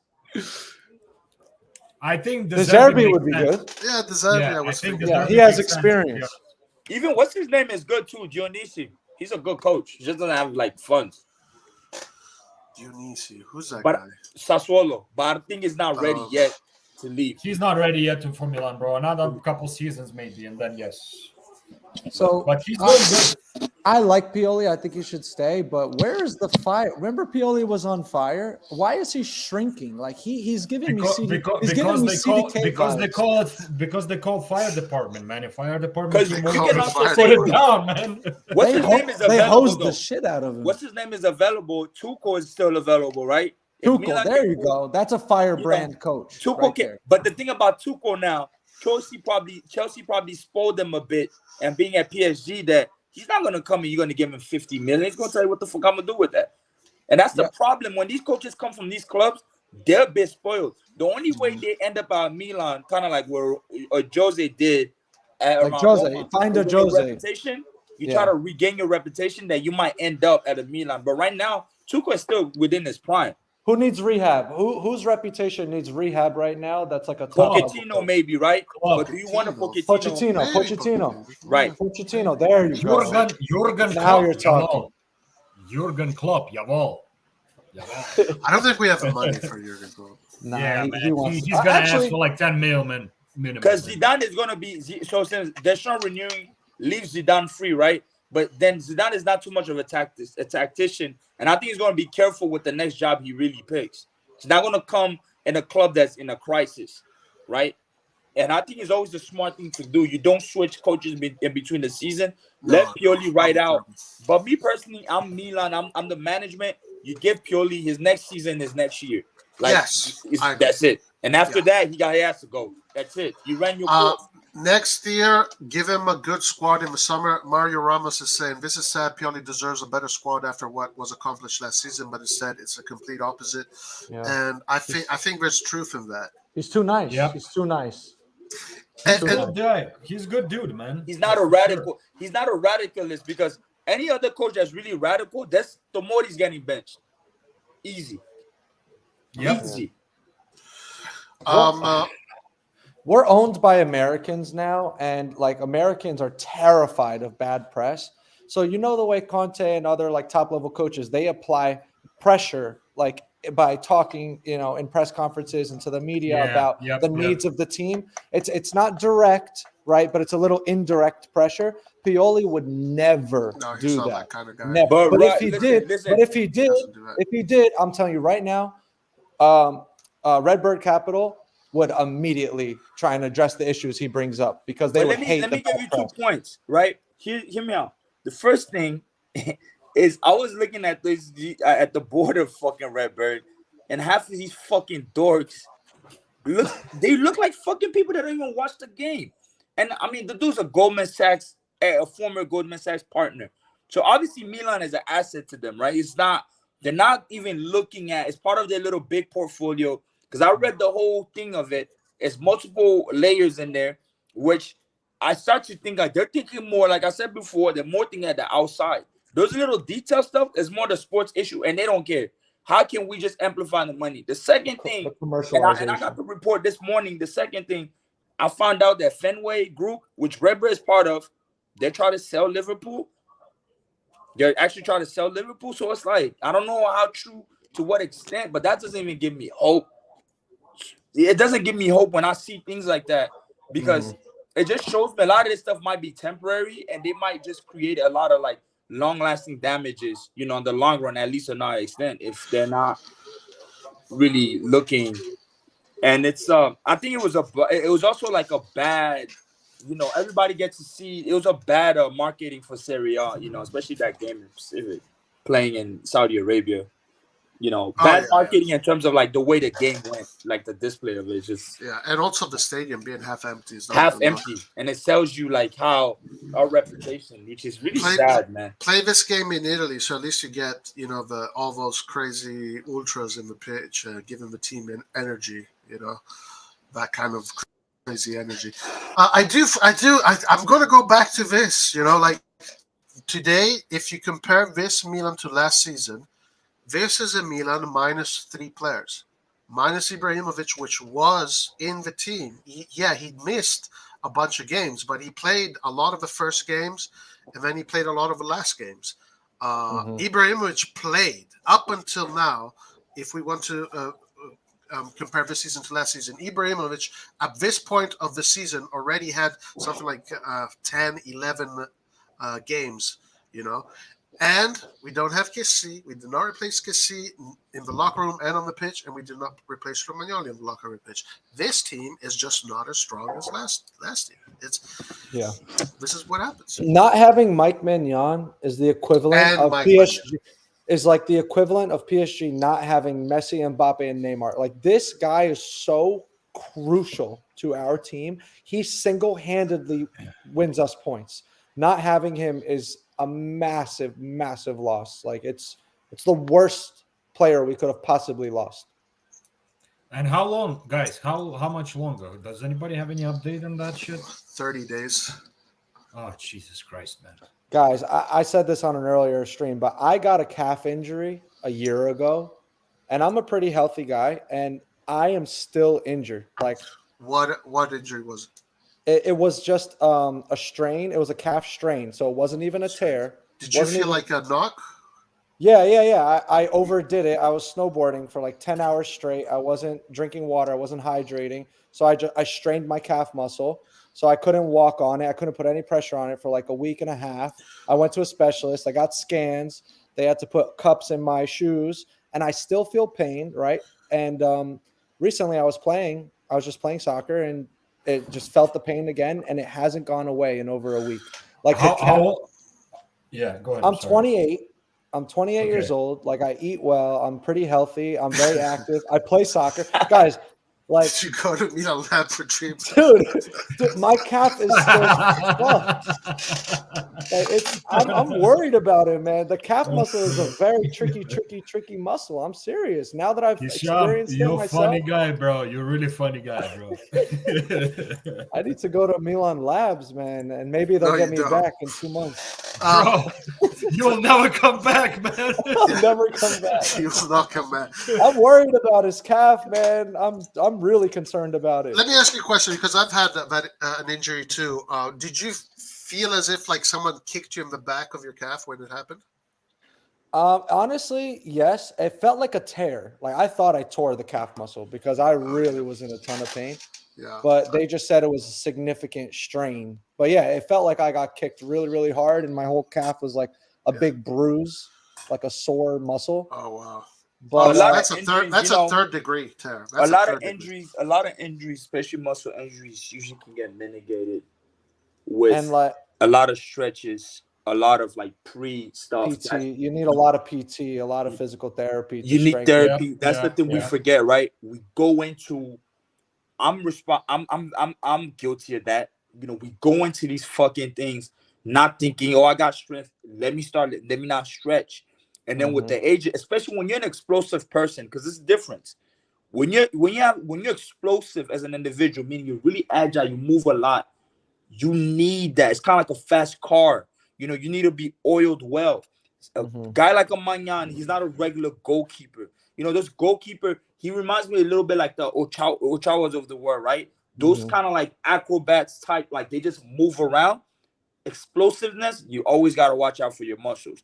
Yep. So, and I'm pretty sure prior to Milan, he didn't have these injuries or whatever the fuck happened, but that should have been looked for. Let's not also forget, Maignan started as not a goalkeeper. He was a forward, you know, for the longest before, you know, he went in to become a goalie. So whatever he picked up or he aggravated something, it's just, I started to notice a lot, like, you know, players like the Ben Nasser, the Conte, like Conte, for example, right, at Chelsea. Why he always getting injured? It's just people, they move, bro. People that I've noticed that move a lot, they're susceptible to that. Yeah, like that's the worst muscle for a goalkeeper. If you're an explosive goalkeeper that you have to go from 0 to 100 real quickly, like, I can't, like, that is a really bad muscle. But then what you do as Redbird with the connections now, or y'all, or I don't know, and I'm just speculating here, right? Or y'all referring him to a top specialist, you know, let's say in the States, for example. You know, I live in the fucking biggest medical center in the entire world is in the city of Houston, Texas. Not far from the medical center. I'm pretty sure you got the top sport medicine guys. They're there. They're doing all the research. You know, you have access. Somebody like Red Bull Capital do have access to that market. They know somebody there where you can reference the player. I don't know if they're utilizing that or even they try to communicate or we're just speaking through therapy in Italy or France. If they were smart, they would spare no expense to have the most expensive specialist available in the world to take care of bring those fucking bring those doctors, man, from American football teams, man. That's what I'm saying. Yeah. Look at what's his name. Do you know that LeBron James spends over $1 million in his health a year? Yeah. And he's able to play. I can't believe that, bro. We should be spending $1 million a year on Mike Magnon's health. That's how important he is to the team. Because even look at the game, right? And I was speaking about when we're in the call, what teams figured to do, and I've been noticing all the games, they've been putting pressure on our defense for them to pass the ball to Tata Rushanu, knowing that the distribution will be really poor, and he gives it to another player. And it always happens. He kicks the ball, doesn't get to a Milan player, and then boom, they're back at it. And that's been their whole tactic. And they can hold possession of the ball. And when you give it, even when he passes to players like Tomori, look at that pass Tomori did. Tomori's decision-making this year, what has proved to me, he's not a quick thinker. He's really hesitant. Yeah, you can say a lot of players are not moving around, or the places all the players are marked up. Doesn't really matter. I've noticed even when he had time to even advance, he doesn't play. He doesn't play vertical, right? He'll pass it back. He'll be horizontal. He won't know what to do. Like the first touch, he's hesitant with the ball, and I'm like, what the fuck? Are you not confident what you're doing? To break through the youth system at top Premier League clubs and top clubs around the world, the number one criteria I think they look at is your decision making. And the fact that Tomori barely broke through and then they immediately gave up on him, I think, because he has all the physical characteristics and qualities, right? He's fast, he has pace, he's strong. He has everything, all the physical characteristics. But I think it's really starting to show this season that the reason Chelsea gave up on him, the reason Graham Potter doesn't call him up, is because his decision-making is poor. It's poor. It really is. And one thing that I said, right, and it might sound a bit stereotypical, but I always said this, that Black defenders or defenders from African descent, they're not comfortable in the air. That's period.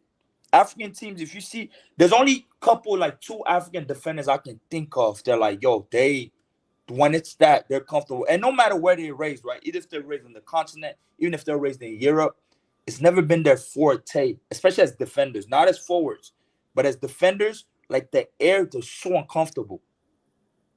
And I can name you a plethora of players that fall in that realm. But Tomori's Canadian. No, I know he's Canadian, but I'm talking about even from look at Black French defenders, right? You take maybe Konate aside. Konate, Fofana? Wesley Fofana? Wesley Fofana, he's from Ivorian descent, but even him, to what extent these guys are really good in the air. I noticed them a lot. They're not. They're good on the ground. They can mark you. They're great. Everything that's ground related, they're good. They have all the assets. But they understand when it's time to get these balls dipping in, they struggle. They struggle a lot. I watch a lot of African football, and a lot of African teams, even we play against the Europeans or anything, we struggle. That's a fact. We won't know how to head the ball a particular way. Not saying they can't head it, but they're just not comfortable. It's not what they want to do. I think Tomori is fantastic. Okay, I think this year he's having a tough time. He's having a bad year, but I will not forget that Tomori, when he came to Milan, right away, immediate impact. And last season, Tomori, Kalulu, and Magnan, that trio right there, kept clean sheets for 11 games in a row. Some crazy number like that. It's just the moment, guys. I think it's a moment, and Tomori's not having his best season. Yeah. But and it's not fully his fault too, Roy. Like you're saying, he's struggling to make decisions because his midfield is not showing for the ball. And that's the other thing. They're not showing for the ball. It's easier for a defender to make good decisions when the midfielders are closer to him. But because of our system, our team is so spread apart that it makes it difficult for all the defenders, not just Tomori. I don't want to give too many excuses for Tomori because obviously his season is not as good as last year. But I think you're completely wrong, bro. bruv. Yeah. So clearly, the transfer market isn't the root of the problems we have today. It really is. It really is, and it's just the way it is. I mean, there's a reason. The season starts in June. It doesn't start in August. It starts in June. It's the work you do in the summer, the way you fix your team, the way you set up your team for the next year. That injection of quality that we missed out on, that's a big problem. Look at Napoli, for example. Look at the operations they did this summer and look at what good it brought them. Of course, if you bring in Chow, Vranks, Adli, and CDK, all three players in 21, 20. CDK is not playing his position. Chow is under 21. Vranks under 21. Adli under 21.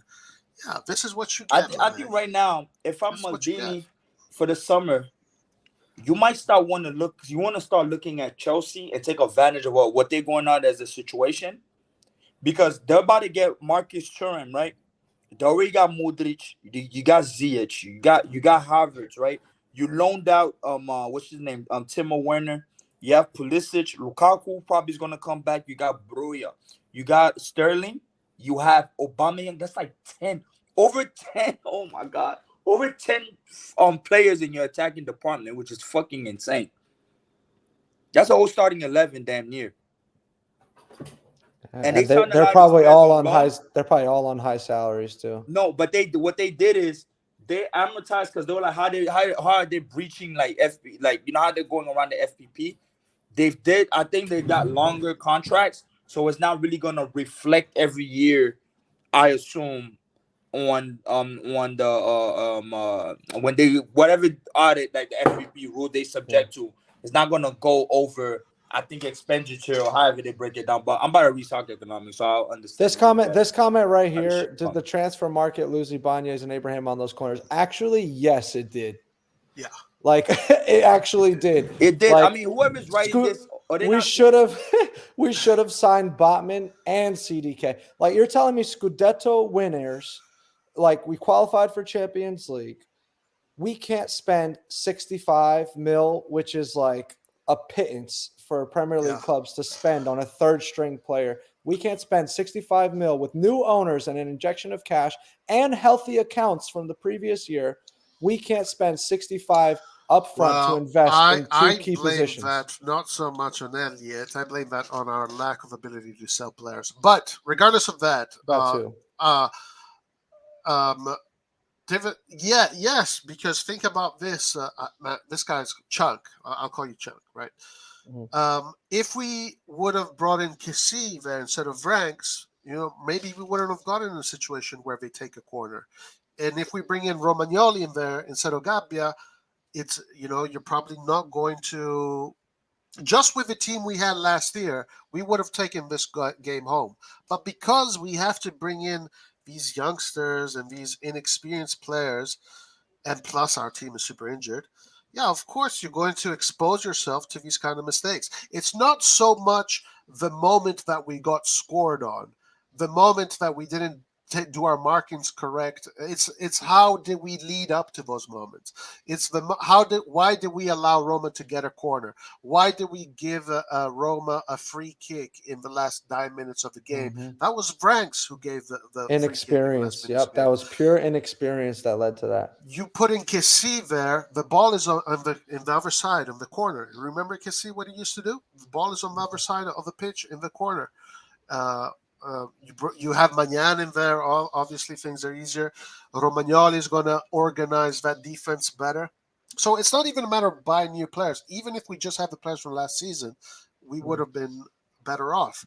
Because what he needs to understand, whoever wrote that comment, is from year to year we're going. Let's even go into square one. The year we needed more players then, right, in different departments. But then you lose players the following year. And I can give you an example of Çalhanoğlu. Okay, we need an extra guy, or maybe we need a Kessie. Then the Kessie, you have Kessie, Çalhanoğlu, and then you have what's his name, Romagnoli leaves again. Then you still need another player. From when you look from square one to up, there was players that were supposed to be incoming regardless, right? And even those players you bring in, let's say we had a problem with the whole forward department, right? It's not a fully fit forward. It's not like a forward, like a concrete market. Like, let's say, for instance, Napoli goes in and get a Osimhen, right? Us is more like, okay, opportunity in the market, we need to get him. That's not who we really wanted it. Like, Giroud was just a market opportunity. And it's not like we really wanted a player. Because I feel like Milan still needs, like, wants to get the same. And my logic behind this is what? The way we went and we got a layout, the way we went and we got a deal, that's a complete market. That's, you take your time. That's the guy I'm getting to bring in. Not somebody's out of contract or let's just bring him in. Let's just wait to see what Let's opportunities just say are what available. happened. That's what's been happening when these people keep going. Like CDK is the only one like Manyan, for example, that we we went and we negotiated actually got him. That wasn't really, oh, let's wait to see what happened. It's like, no, we need to get this guy in. That's how you move forward. And we haven't been doing that. So when we're saying it's because of these guys we're getting these last goals, yes, it is. Because after a while, Modric is about to be out of contract in 2020, which I just saw. Maybe we get him. Let's answer this question. We need to get him, man. I'm telling you, him or Toni Kroos, if we can convince them, we need an experienced person within the midfield. I keep repeating it. We do. Yeah, we do. Andy, I'll answer your question. I would personally drive to Barcelona, pick up Kessie, and drive him to Milanello myself, if we could. Like, Kessie, we need him. I wouldn't. I would drive him back to Milan. I would love for Lair to be here so he can start screaming and cursing. Yeah. I wouldn't, simply because, I don't know, it's just weird. Water under the bridge. I think we just bite the bullet and move on. How old is he, Clint? Who, Kessie? Yeah. He's 26. Then Kessie turned 26. Yes. Good, Clint. Finally. Thank you. Yes. He's 25, 26. All right. So he's the same age as Modric. Gotcha. I'm not arguing that the transfer market wasn't miserable. You're referring to me as if I was an Elliott employee. I'm pointing out that the same team beat it Inter a couple of months ago. Yeah, the same team was not exactly the same team. The team was was closer to the summer, so it was fitter. We had more players available, and we had Mike Maignan in there. Now this is a team that hasn't had Mike Maignan for what, 2 months already? Like, the team is different. With Mike Maignan, this team is different. And yeah. He's saying it's a mental problem. He clarified. I do think there's a little bit of a mental problem. Yeah, but there definitely is. I don't know why does this mental problem happen? It only happened because of what Roy's saying. So the mental problem didn't exist. It formed over time because of the things that Roy's mentioning. So, because after a while, you have. It's a consequence. It wasn't there before. You have players that really need to sit out for the next 5 fucking games, like a Tonali, for example, right? Not saying he's being trash, but in terms of, like, you get tired. Somebody like Theo, you have not really found a concrete replacement for him to rest. And maybe they play 6 out of 7 games in the World Cup, him and Giroud. You're not expecting them to come also like, yo, they're gonna pick up running. You can see Theo. You get into this phase where you plateau with your energy levels, right? They're plateauing, yeah. And I think that's what's happening. And I think the break would have done us good, but that's even messes up more. And yes, you need motivation, because the newer people you bring on your team, or if you bring in top player teams, top players from a specific team, you're good, because at least try to balance our left side to our right side. Let's relaunch. Let's relaunch Bakayoko's career and play 4-3-3. No, he needs to go back. That's another. Chelsea got so many players on their payroll. He needs to go back. Yeah. Just look at the quality of subs made today. Like the video so Roy can buy a new PC. That's right, guys. Like the video so I can get a new PC. Do it. We're only at 60-something likes. What's wrong? Come on. Like. Some players need to be benched and rest their problems. We have no replacement. Chunk is insisting that it is a mental problem and that is not a roster problem. We'll have to just I disagree with you, but we'll have to just agree to disagree. Do you guys think Adley would have a more positive impact coming into a game at Cam than CDK? Honestly, I don't know. It'd be a Oh man, guess. I think he might, man. Like CDK doesn't want the ball. At the very minimum, Adley wants the ball. He wants it. He shows for it. He wants it. He demands the ball. Even if he fucks up when he has it, at least he wants the ball. CDK doesn't want to go anywhere near the ball.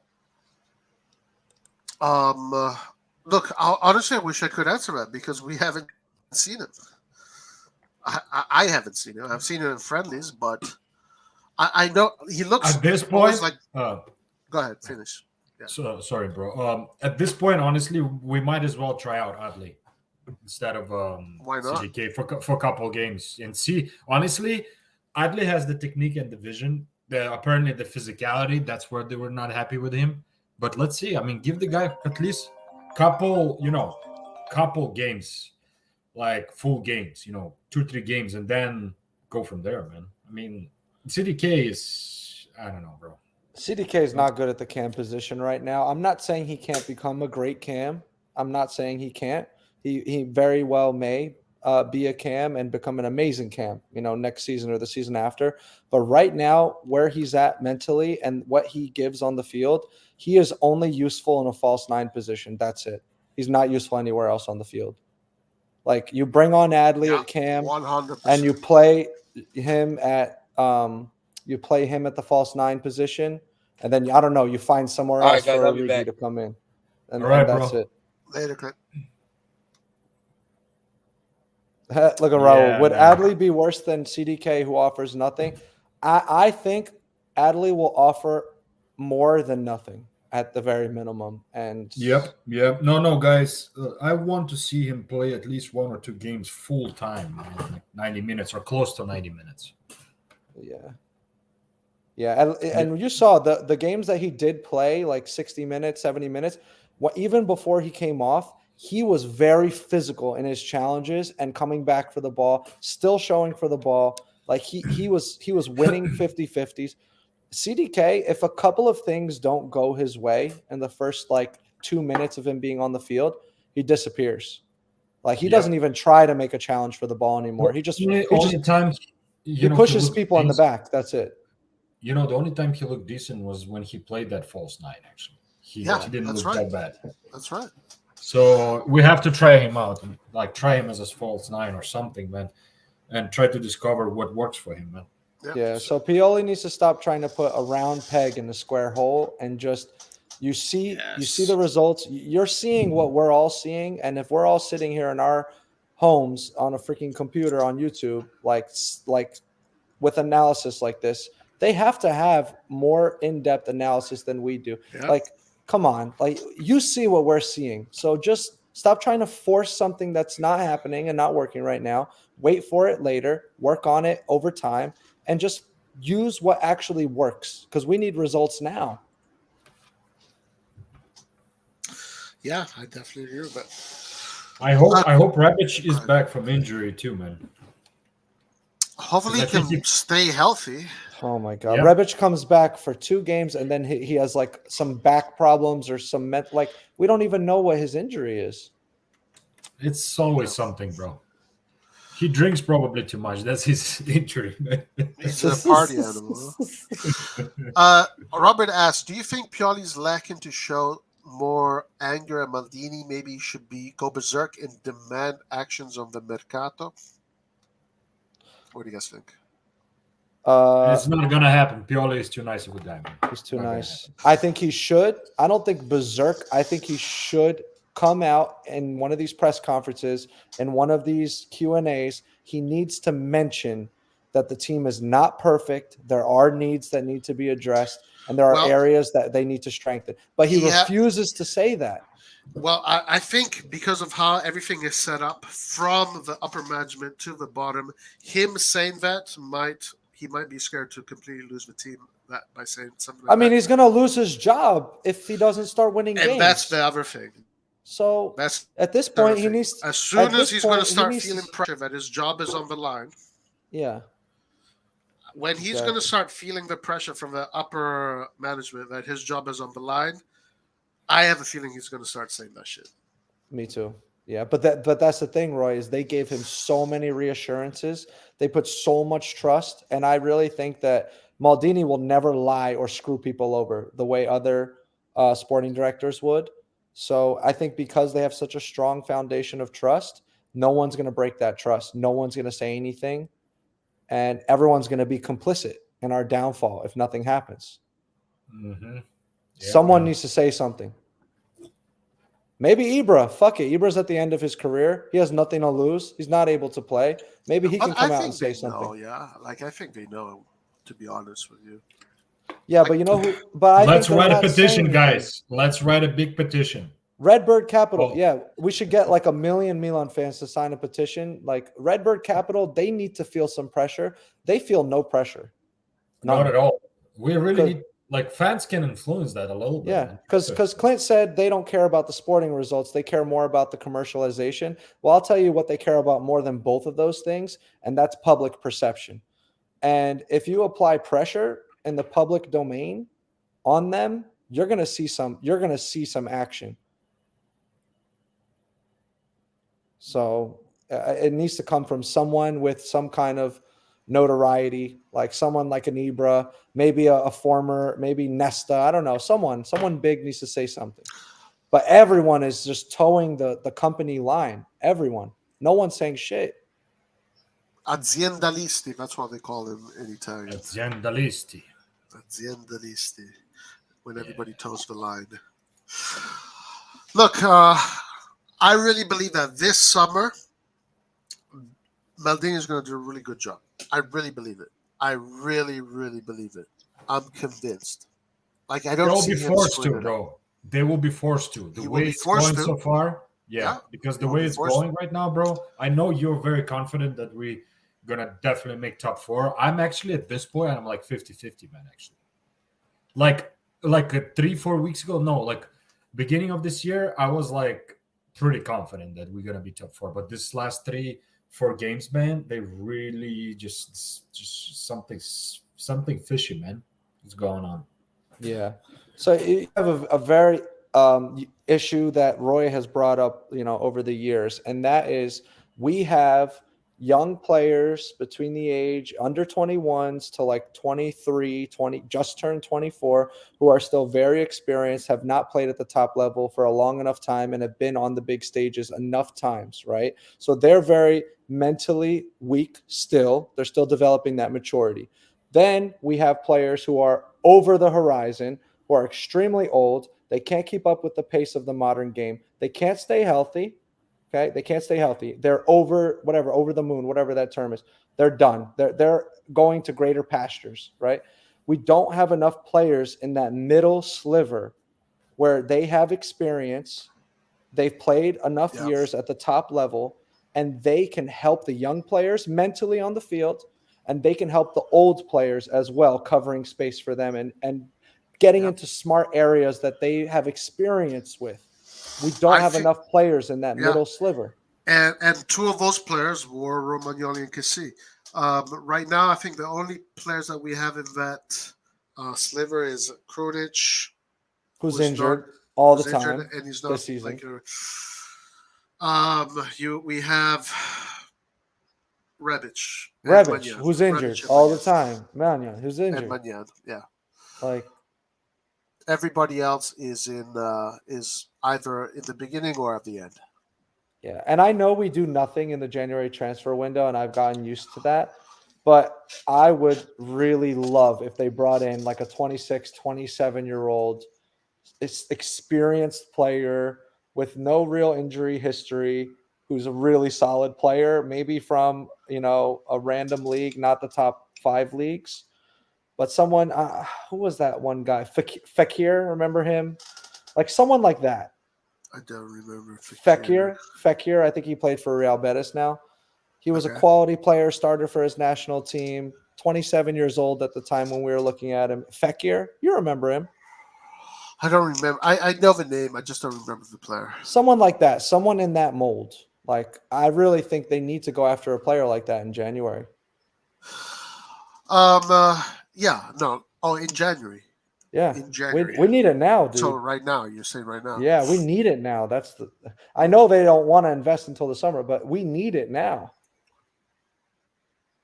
If Giroud goes down, we're Let's see. playing. I don't know what's going to happen. If Giroud gets injured, or if Tonali or Benacer get injured, the what we have coming off the bench is not enough quality to get top 4. It's not. Say again. If Benacer, Giroud? if Benacer, Tonali get injured, we do not have proper replacements in midfield to secure top 4. If Giroud gets injured, we do not have a proper striker that can secure top 4. That is a very dangerous game that we're playing. Yeah. Of course. Living on the edge. We're living on the edge, yeah.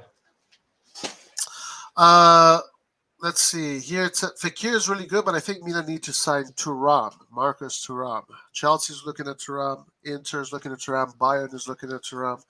He's going to be free in summer 2023. Chelsea might want to get him sooner in right now. It looks like there was some reports suggesting that, but he's a good player. Thuram is a good opportunity to get. I agree with that. Yeah, he's aggressive. He's strong. He has pace. Like he fits the modern game really well. Yeah. What do you guys think about Atletico signing Depay for $3 million? Wow, we could have. I wouldn't have minded Depay right now. That's just a paid dry loan for $3 million, or is it $3 million plus option? Probably. I would have taken Depay. He's 28. Depay would have been perfect. He would have been perfect. He's much younger than I thought. Yeah, Depay would have been perfect. He fits the mold that I was describing that we need to go for. That's right. That's a perfect player right there. Yeah, you're right. Guys, opinion about Milan versus Inter. I mean, we spoke about it. For me, Milan right now is going through this terrible moment of form, and it's continuing. We're going through a heavy storm. Inter is not going for a great moment either, yeah, but they had the slight edge and whatever. In my opinion, Pioli needs to change to a 4-3-3, take away the attacking midfielder, and put Pobega in or Krunic in as soon as Krunic is back. Krunic in and play with 3 defensive midfielders. This season, this is what I think he needs to do. As far as Inter goes, they like Clint said earlier, they won today, but they might lose the next game. Yeah. What about you, Rock? Go ahead. Yeah, this will be my last thing, and then I got to go. I agree completely. The gap between our back line and our midfield line was massive today. When our center backs had the ball, no one was checking in for the ball and closing the gap. He was forced to play to Theo or a really risky ball to Calabria or someone on the right side, which Inter predicted at least 2 or 3 times because he doesn't also trust Tatarusanu as much to pick out the right pass either. So having a third midfielder in there allows you to close that gap, cover 2 Inter players who might be trying to predict the pass and cut the passing lane out. It opens up a new lane, right, that your opponent's midfielders now have to adjust for. And when they make those adjustments and you move the ball a little bit quickly across the back line, a third lane will open up in that midfield that is not opening up right now. Our right wing, left wing today, Leao, Macias, they were not coming back to be that third option. And so that third passing lane was just non-existent today. There was 2. Inter closed them down completely. So what we did was try to stretch them and play long balls. That doesn't necessarily work against teams like Inter almost ever. They were winning the ball in the air on 50-50s 90% of the time. We had a mismatch at the center backs with Lautaro and Dzeko. That was a consistent issue throughout the entire game. The gap between our midfield and forward players was also massive.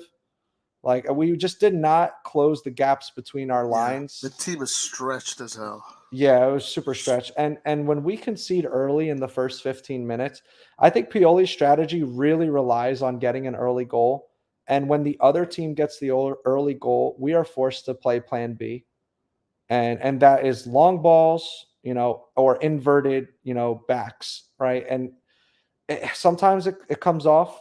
and we're able to get a nice goal with Leao down the wing or something like that. We get lucky on the counter, or Giroud gets a really good flick on that goes to the perfect spot. But it's just not it's not a great strategy that works consistently. Like, especially against a team that's riding high on confidence like Inter was after that early goal.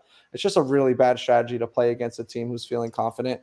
So once Inter got that early goal and we missed a few chances one-on-one with the keeper with Leao and people arriving too late into the box to finish off a cross, so he wasn't able to cross it to anyone. He had to shoot on goal at awkward angles. Once we missed 3 chances and once we conceded the early goal, missed 3 chances, we were mentally checked out. We were completely stretched wide. The gaps were massive, and it just fell apart from there. There was just no way to work our way back into the game at that point. Yeah. So I think either just have a 3-man in the midfield, close the gaps that way. Another way that today, in hindsight, I think Pioli is going to slap himself on the wrist for this one. Salah makers would have helped that midfield much more off the ball. So if you don't want to go with 3 at the back, you need Salah makers, and that's going to help you a little bit more off the ball, keep the team having that extra man doing the pressing and making it more difficult for opponents to go through. What'd you think about Macias and Leao today? I thought their defensive contribution was extremely poor today. It was non-existent. They did nothing. They did nothing, both of them. Both those sides on the sides of the double pivots was completely open all the time. It's very predictable, our play, Roy. I mean, play it to Leao, and he's isolated against 2 or 3 defenders, and we want him to dribble all 3 of them every fucking time? What kind of strategy is that? And then you want Macias, who's 30-something years old, has been delivering refrigerators his whole life. You want him to be isolated against 2 or 3 Inter defenders on the wing and beat them all on the dribble and put in a perfect cross for Giroud, who's being double-teamed? That's what he was hoping for. What kind of strategy is that? That's not a winning formula. That's not a winning formula, man. Yeah, Macias right now is nowhere close to be able to do that. Yeah. Whatever. We lost. So now I think Inter has gained. We had 7 Super Cups. Now they have 7 Super Cups. So whatever, that just means that we get the next star. Hey, come on. I would definitely trade a Donald Duck Cup for the star, right? Yeah, that's a good trade. I'll take that. I think we're going to go further in the Champions League too. This year? Well, if we had Mike Maignan, I think 100% we're going further than Inter in the Champions League. But without him, it really depends on Rebic staying healthy, Leao getting that fire in him again, maybe Ibra coming back a little earlier, and just the rest of the team, the starting lineup, staying healthy, like Calabria and some others that are in and out of the injury list. I think we could go further than Inter in the Champions League. Who are they playing? Who are they playing? I mean, that's in a month before I answer that. They're playing Porto. That's in a month, in 3 weeks and a half. So by then we might have new players back in. Yeah, it also depends on their opponents and what their strategy is going into those games. Like Porto, I could see them maybe trying to be difficult to break down and having a lower block. Tottenham, it depends on how cocky they are going into the game. Like if they think that they're just going to roll us over, they might actually go on the attack, which would open up spaces behind for players like Leao. So it depends. It depends. Right. If Conte plays conservative, I think we're going to struggle. But if Conte is feeling extra confident, I think he might get caught with his pants down. Well, just difficult to say. Against this Milan, I think even if you're a conservative team, you can probably just go through them with all of that space where we spoke about. But let's say if they do face a very good, compact Milan, I think Tottenham will just retreat and 9 players behind the ball. I mean, that's what they did in the group stages of Champions League with teams like Marseille and those other teams that they played against. I mean, they won it at the last moment. Guys, am I the only one that thinks Pioli doesn't give a shit about Supercoppa and Coppa Italia? Huh. I think so.